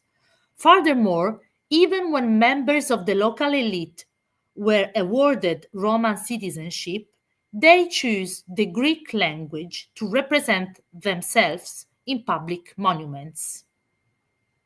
The Roman imperial policy seems to have had little interest in imposing alloctonous models with procedures that in past scholarship, not now, but yes, in past it was very fashionable to label these politics as Romanizing projects. So therefore, the elements of the so-called Hellenistic koine, which means common language, and the tradition strongly linked to Alexandrian Hellenism continued to be replicated as the common language of Cypriot architecture. So which were the architectural elements characterizing this common language? First, the mixing of orders, the double architectural order in peristyles, the increasing use of Corinthian capitals to emphasize entrances to reception rooms, as well as the introduction of apses even in private architecture. But in the Ptolemaic dominions, it is precisely the adoption of specific forms of cornices and capitals that ends up defining a style that can be traced back to Alexandrian art. A very widespread, though not unique, type of Alexandrian cornice in the history of studies has become known as Sparrengeisa in German or cornici con mensole a travicello in Italian. This definition is due to the shape assumed by the modillions that seems to imitate thin wooden beams, which in Italian are travicelli. As for Corinthian capitals, attention has been drawn to the widely diffused form of free external volutes and internal helices. And we will come back again later on this shape, on this definition of free volutes and helices.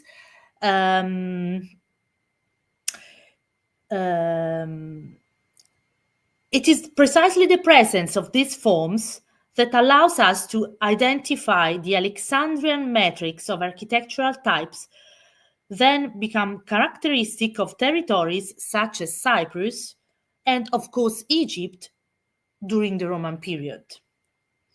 In the island, common architectural traditions rooted before the advent of the Roman Empire had certainly been conveyed by the Ptolemies.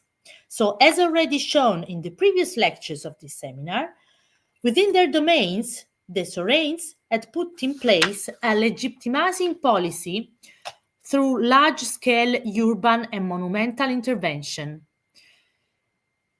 Cypriot cities such as Nea Paphos were in fact the object of investments and planning and city planning by the first Lagids between the end of the 4th and the middle of the 3rd century BCE. The new look of the city principally depended on the creation of urban settings based on regular layouts where public and private buildings were inserted. The most recent research on residential architecture in the district of Malutena at Nea Paphos, and particularly the data deriving from the investigations in the House of Orpheus, show the setting of buildings that, since their creation during the Hellenistic age, had presumably been provided with central colonnaded courtyards with the use of the Doric order. The planimetric scheme of the Hellenistic houses was maintained throughout the history of the insulae, but with an important expansive phenomenon of some units at the expense of the others. So, in the House of Orpheus, a new colonnade courtyard was arranged in the southern unit, and elevations composed by Ionic and Corinthian orders accompanied the creation of a wider residence derived from the merging of 4 previous units. It seems that this great development of the house took place at the turn of the 2nd and at the beginning of the 3rd centuries CE, as enhanced by mosaics as well as by architectural features. At that time, Cypriot cityscapes can be described as dynamic entities under transformation. Projects of imperial commission were flanked by those that derived from local evergetism, supported by economic prosperity and by the growing of urban elites. The gradual adoption of Roman standards is visible. The architectural remains left by this provincial society testify to its integration into a global cultural universe that accompanied the political, economic, and social order established by Rome. These transformations consisted in real innovation when they applied to public projects born with a strong charge of official ideology and with conspicuous economic resources. The use of marble appears, combined with specific categories of monuments or monumental ensembles, such as public squares, colonnaded streets, spectacle buildings, bath complexes, and sometimes also sacred areas. It is well known that with the Adriatic and the Antonine Age, the phenomenon of marbling of the architectural elevations of public buildings took place throughout the Mediterranean. Conformist tendencies of the urban elites are therefore testified also in Cyprus, especially through the adoption of the standardized marble products that dominated the Mediterranean market, with a clear prevalence of the Corinthian order. The reflection of this epochal change can also be seen in the productions of the regional workshops that continued to use local stone, but under the influence of the type of acanthus introduced in the Adriatic Antonine Age with the importation of marble capitals. Therefore, in a large number of the new or renovated buildings dating to the mid-imperial period, it can be observed that the reception of marble architecture resulted more in the creation of models than in the direct use of marble artifacts, given the high costs and partially the exclusivity of marble materials. Local stone products consisted in calcareous artifacts. They were widely used for the residences or for public buildings of municipal commission, not imperial commission, relying on local sources and local circulation patterns. In fact, Cyprus did not include marble sources in its territory. In Cyprus, the rock that was extensively used both for wall construction and decoration in Greco-Roman architecture was excavated from local outcrops of limestone from various geological formations, which were easily cut and extracted. The continuity of local workshops determined the survival and transmission of specific methods of carving, shaping, and sculpting the stones. These methods combined the willingness and capacities of the different subjects involved in the project, such as commissioners, builders, craftsmen, and so forth. So, we will now proceed to a specific analysis of the three architectural orders and the characteristics they assumed in Cyprus during the Roman period.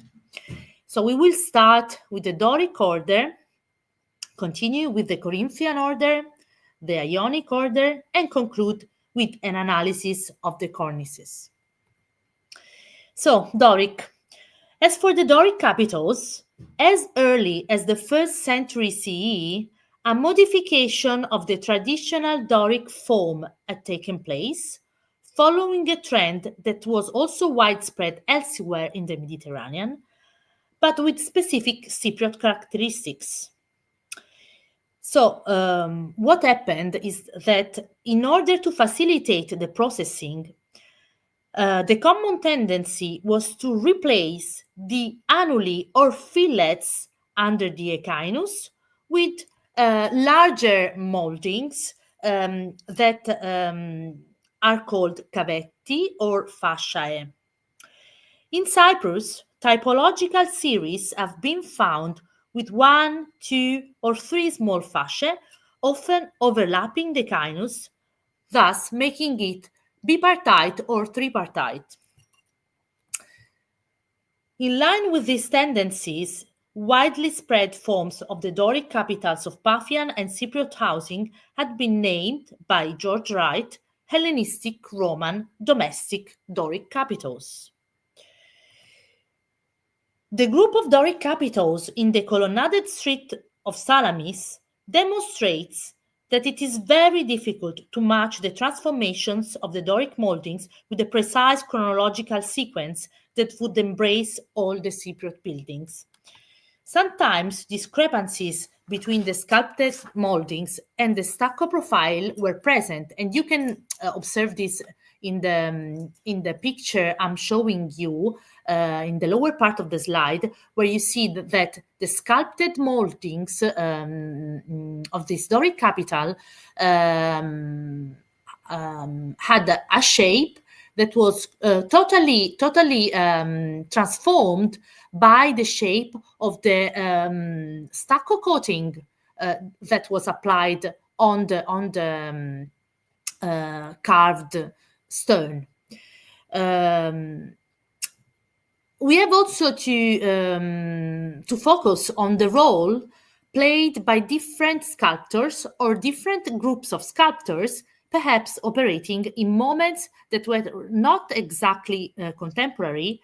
And yes, many factors came into play in making differences between one specimen and the other. So we can also observe other capitals from the sanctuary of Apollo, Hilates, at Kurion, where, as I was saying, fillets are replaced by bands. In this case, we have two bands that occupy the lower third or the half of the echinus. And the same phenomenon can be observed in a specimen in the lapidarium of the Temple of Aphrodite at Palepaphos. So these capitals attest to the tendency toward the fragmentation of carved surfaces, as the echinus. But the same tendency can be observed also for bases. In Cyprus, in Roman Cyprus in the architecture of Roman Cyprus, bases are characterized by the lack of plinth, and you can see on the up right corner a small drawing where all the standard elements and moldings of a base are indicated. So the lower part is called the plinth, is a squared element on which the rounded profiles are set.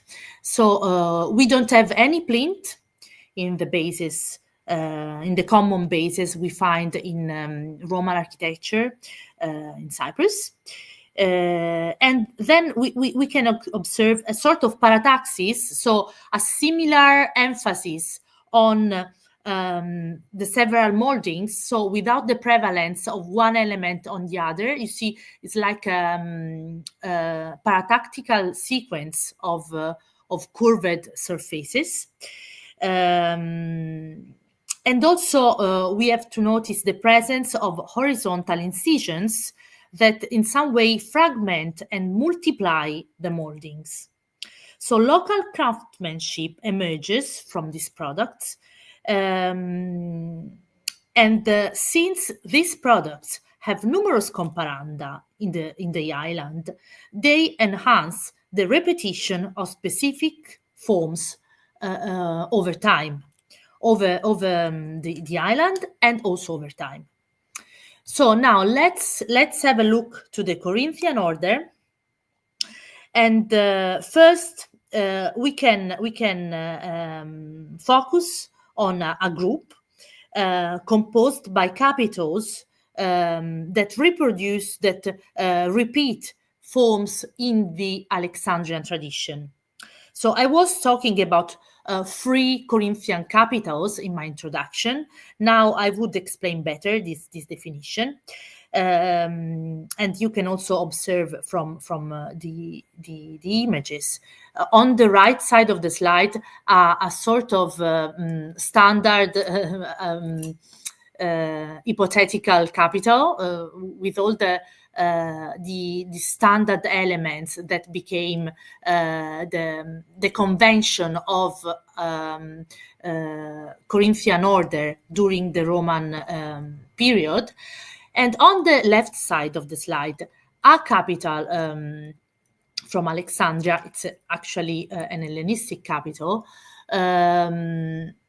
where you can notice the characteristic of this free Corinthian capital. It is defined as free since the leaves that were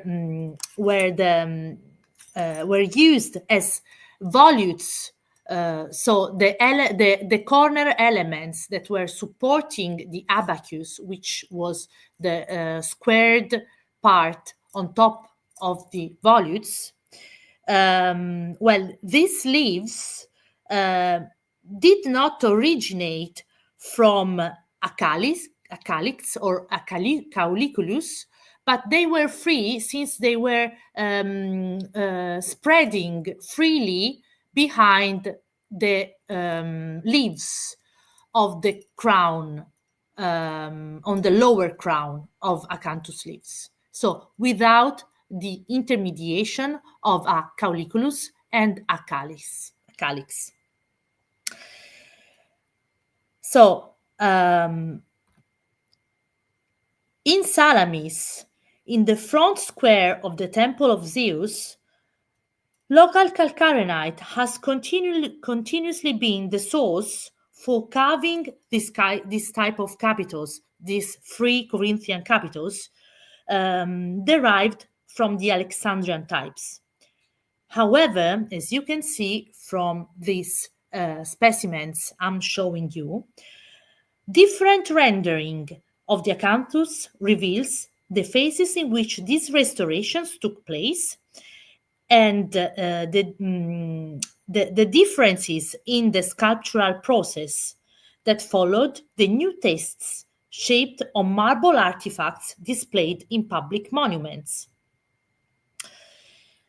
Then, second group after the Alexandrian type of Corinthian capitals. Second group consists in the so-called simplified Corinthian capitals, also known as Nabatean. These products began to spread in the island sanctuaries that had been reconstructed after the earthquakes of the late 1st century CE or at the beginning of the 2nd century CE. In these reconstructions, Cypriot workshops abandoned the Alexandrian Corinthian model. Now, a simplified free Corinthian style began to circulate, as shown by the half-finished examples found in the quarries. So Corinthian capitals were commonly worked in two separate blocks, and as you can see here, two rings in relief in the lower part stand for the two coronae of acanthus leaves. Then, in the upper part, the four outer volutes preserve the Alexandrian model, being characterized by large plain leaves with the tip folded under the corners of the abacus. These capitals are, we shall say, the manifestation of the loss of specific skills in sculpting the capitals.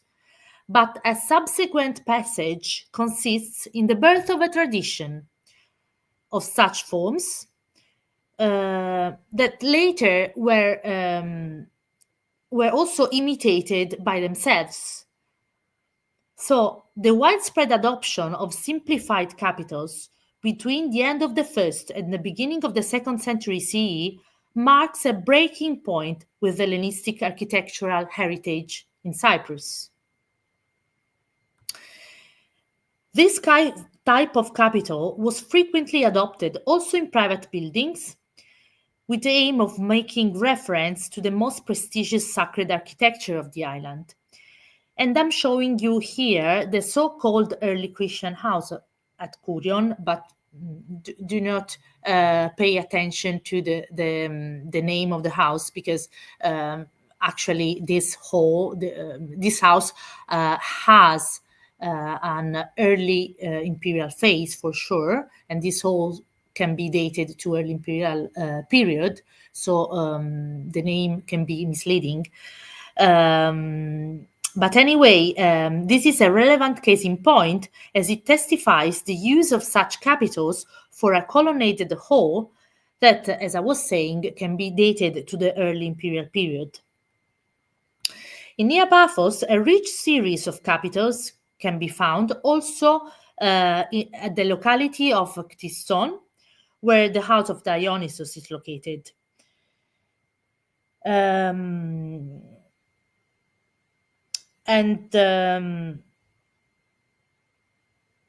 Alongside, I'm also showing a sort of a hybrid creation, which can be observed alongside the just described elements, and that points to a continuation of Corinthian capitals with complete rendering of the vegetal apparatus. This capital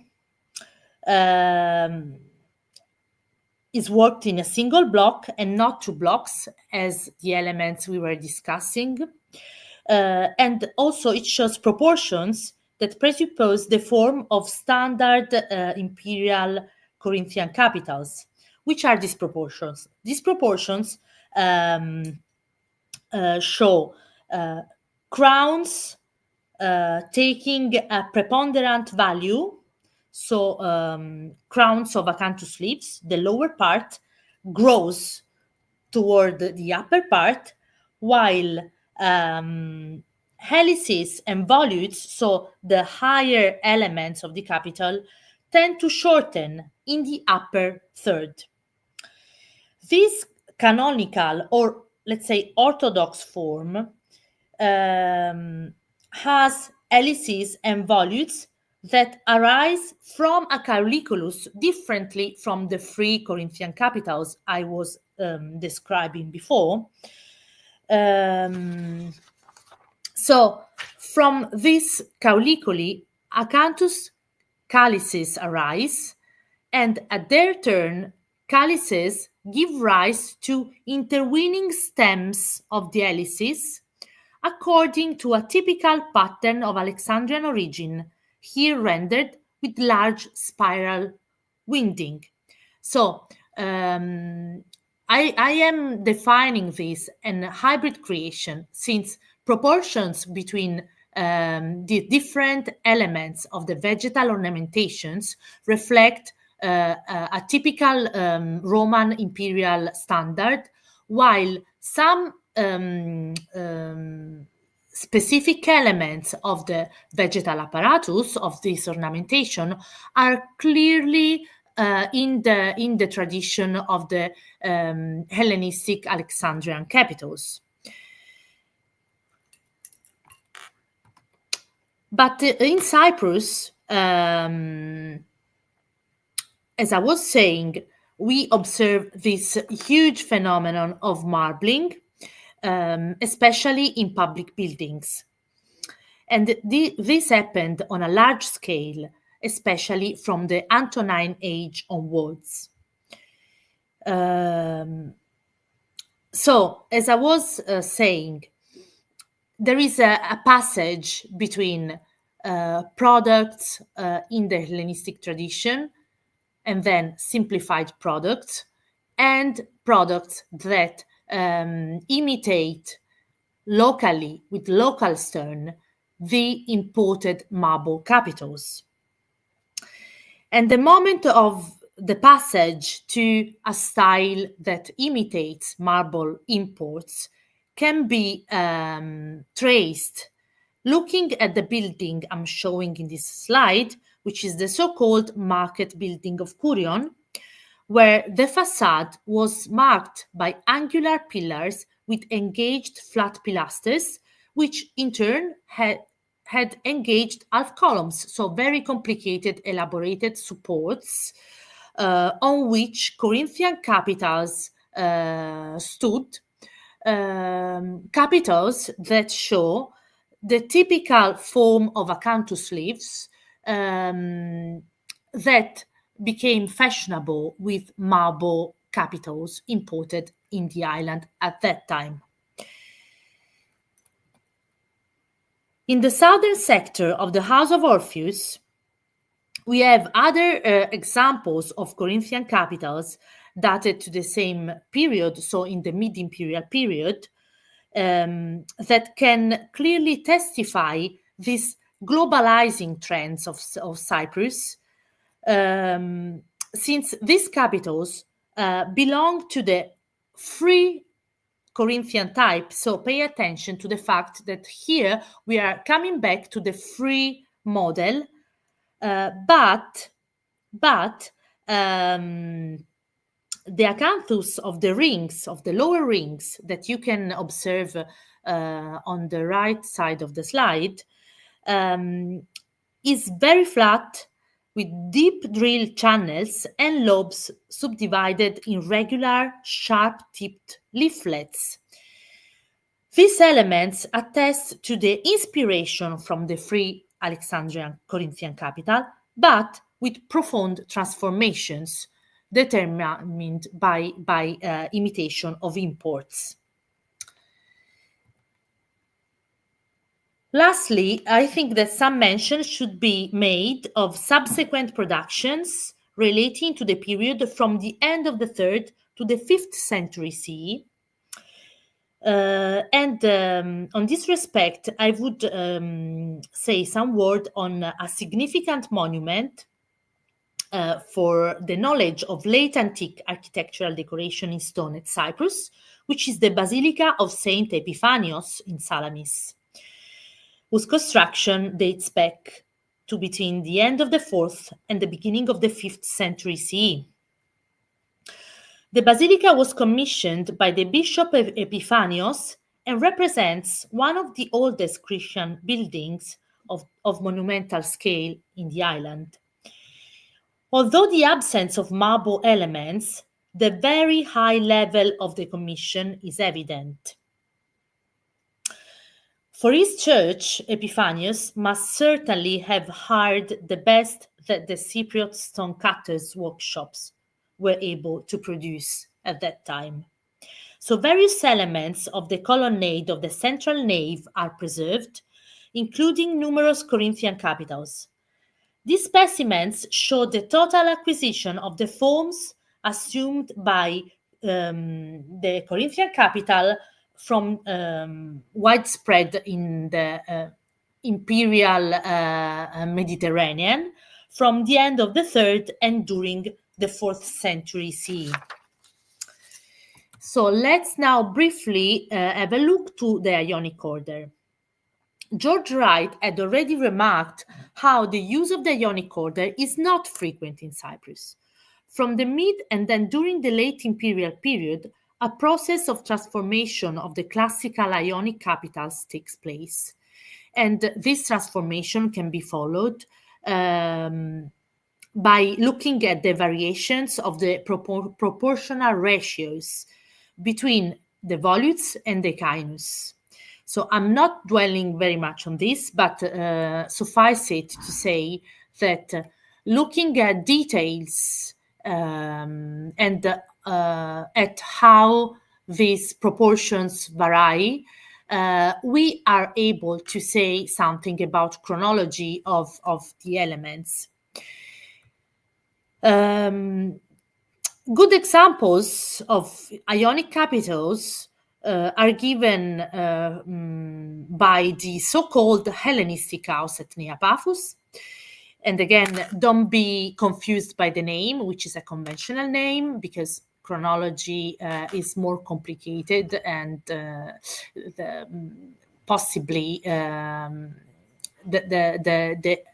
actual nowadays elements preserved of this house are not Hellenistic but early Roman. Anyway, it is called Hellenistic house. So the colonnade I'm showing was reconstructed and is composed by shafts of local calcarenite covered by layers of stucco. And you can also notice the balustrade that connected them.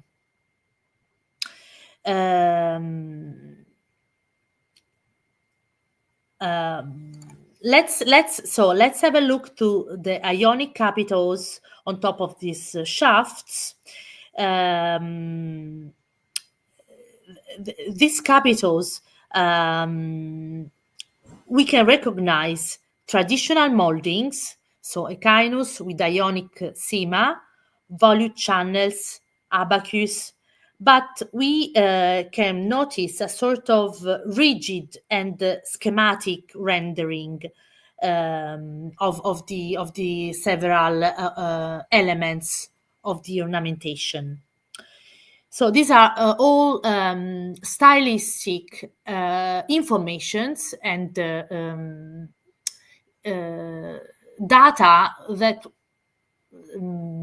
archaeologists and specialists in architectural decoration use in order to create sequences in a context, a territorial context or historical context. Then another type of capital, of Ionic capital from the same building, is the one I'm showing here, which is a very peculiar one. It can be defined as Ionic simplified or blocked out product.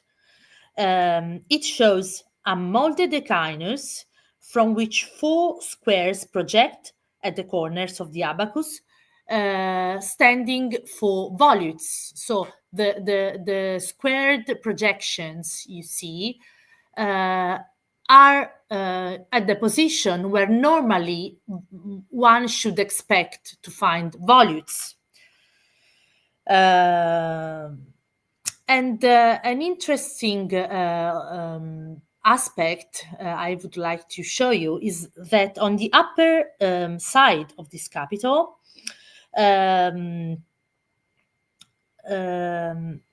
we can notice a series of marks, which are Mason's marks. These lines are engraved on the block in order to determine the position of the decorative elements and the depth to be reached in the carving of the 4 vertical surfaces. So as guidelines, let's say, for the sculptors that were approaching the block and were working for carving the vertical surfaces. Lastly, I'm showing you these 4-sided Ionic capitals from the House of Orpheus. Here, as in the simplified type we have just observed, it's a floron, so a flower actually is present, occupying the channel of the volutes and part of the abacus. Given its position, which is the same as the one in the Corinthian order, this has to be intended as a sign of hybridization again between Ionic order and Corinthian order. Compared to the canonical Ionic model, here we have some diverging details, and very specific is the shape of the volutes, whose curved profile was not completely sculpted, being interrupted by a regular horizontal cut in correspondence with their lower parts. This geometrized form allows to connect these capitals to the blocked out elements of the so-called Hellenistic house I was showing you before. But here, the observed simplification in the carving of the volutes contrasts with the refinement of the ornamentation of the upper shaft, where you can see this nice spiral-shaped tendril with rosettes alternated to spirals. So now, cornices. The marble elements that were imported for construction sites of imperial commissions, such as those pertaining to the renovation of the theater at Kurion, or of a public square called Granite Forum at Salamis, are, we shall say, the smallest part of a panorama in which local stone elements are much more widespread. Cypriot housing architecture is characterized by two main groups of cornices. The first with the so-called travicello modillions that you know very well now, and another type with without modillions, with the traditional moldings of the late Hellenistic period of a cima recta and a plain corona that are traditionally referred to as Ionic cornices. Both groups, depending on the context and chronological period, show exchanges of shapes and decorations between them.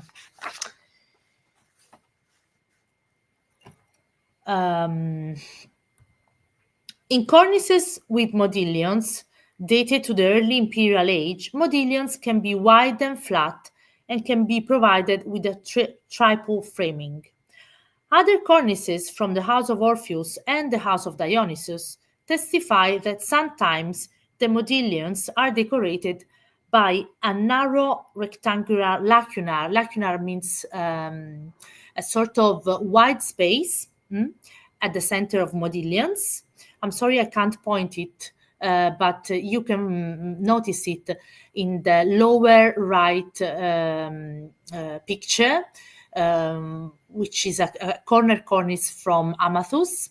So at the center of the modillion, we have a lacunar, which is filled with a curved molding called ovolo, and then two oblique incisions at the front corners of the modillion, which had the function of rendering as an illusion the depth. And since this shape reminds in some way a letter Y, so a ypsilon in Greek, the name that conventionally is given to these modillions is ypsilon-shaped travicello modillions. So ypsilon represents a schematic rendering of the three-dimensionality of the modillion in the original model.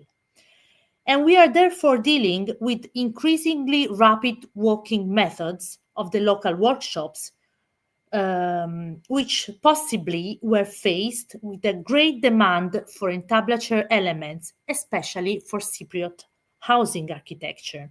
So in order to be faster, instead of sculpting the depth of the element, it was easier to render the depth with this illusion of these incisions. In the mid-imperial phase, the standard form of travicello cornices show modillions and hollow squares united, forming a meander-like motif with deep modillion grooves that join with the perpendicular continuous groove on the back of the ceiling. So basically, you see wider grooves joined together that create this sort of meander.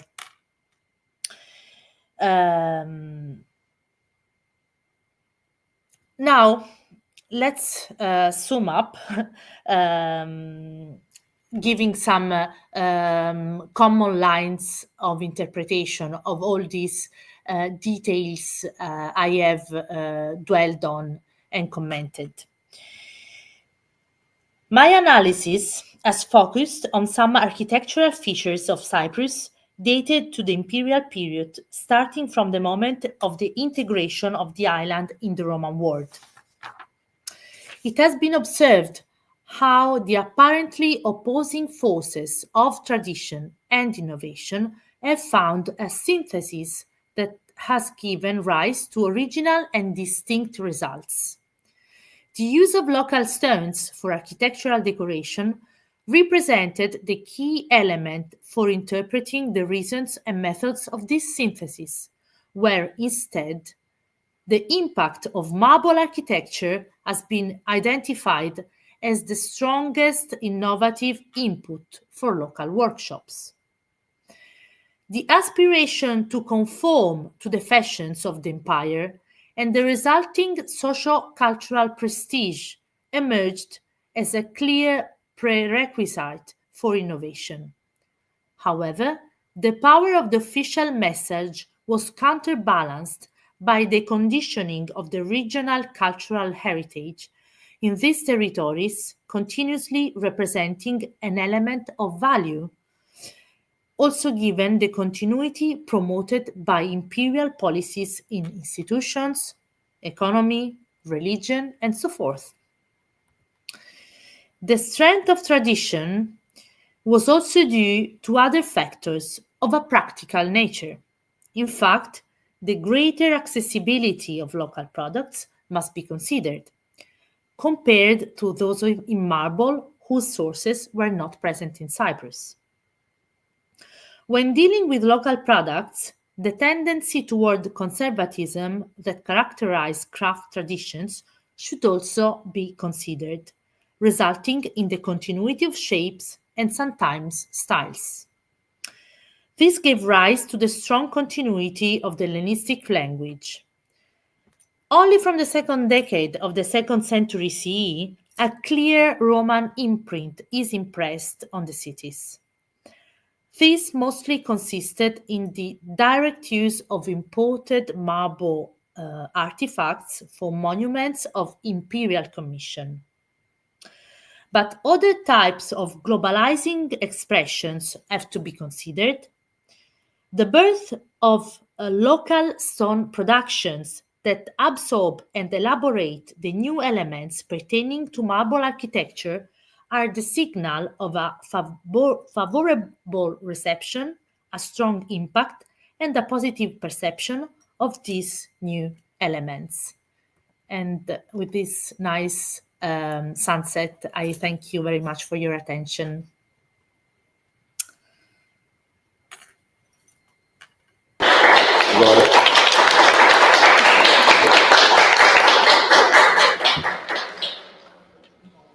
Thank you so much, Eleonora. Thank you so much, Eleonora, for your presentation. It was very interesting, and looking forward to see a big publication about it, because we don't have a synthesis about the use of architectural orders in Cyprus. You agree? And it's interesting to note that despite the close dependence on Alexandria, there is also originality in the local works. And I noticed that since my research on Garrison's camp, I agree with you about Ionic capitals, and I want to ask you about if you found anything, some comparison between Ionic order in Cyprus and Ionic order in Minor Asia or East Mediterranean. Thank you, Leonardo.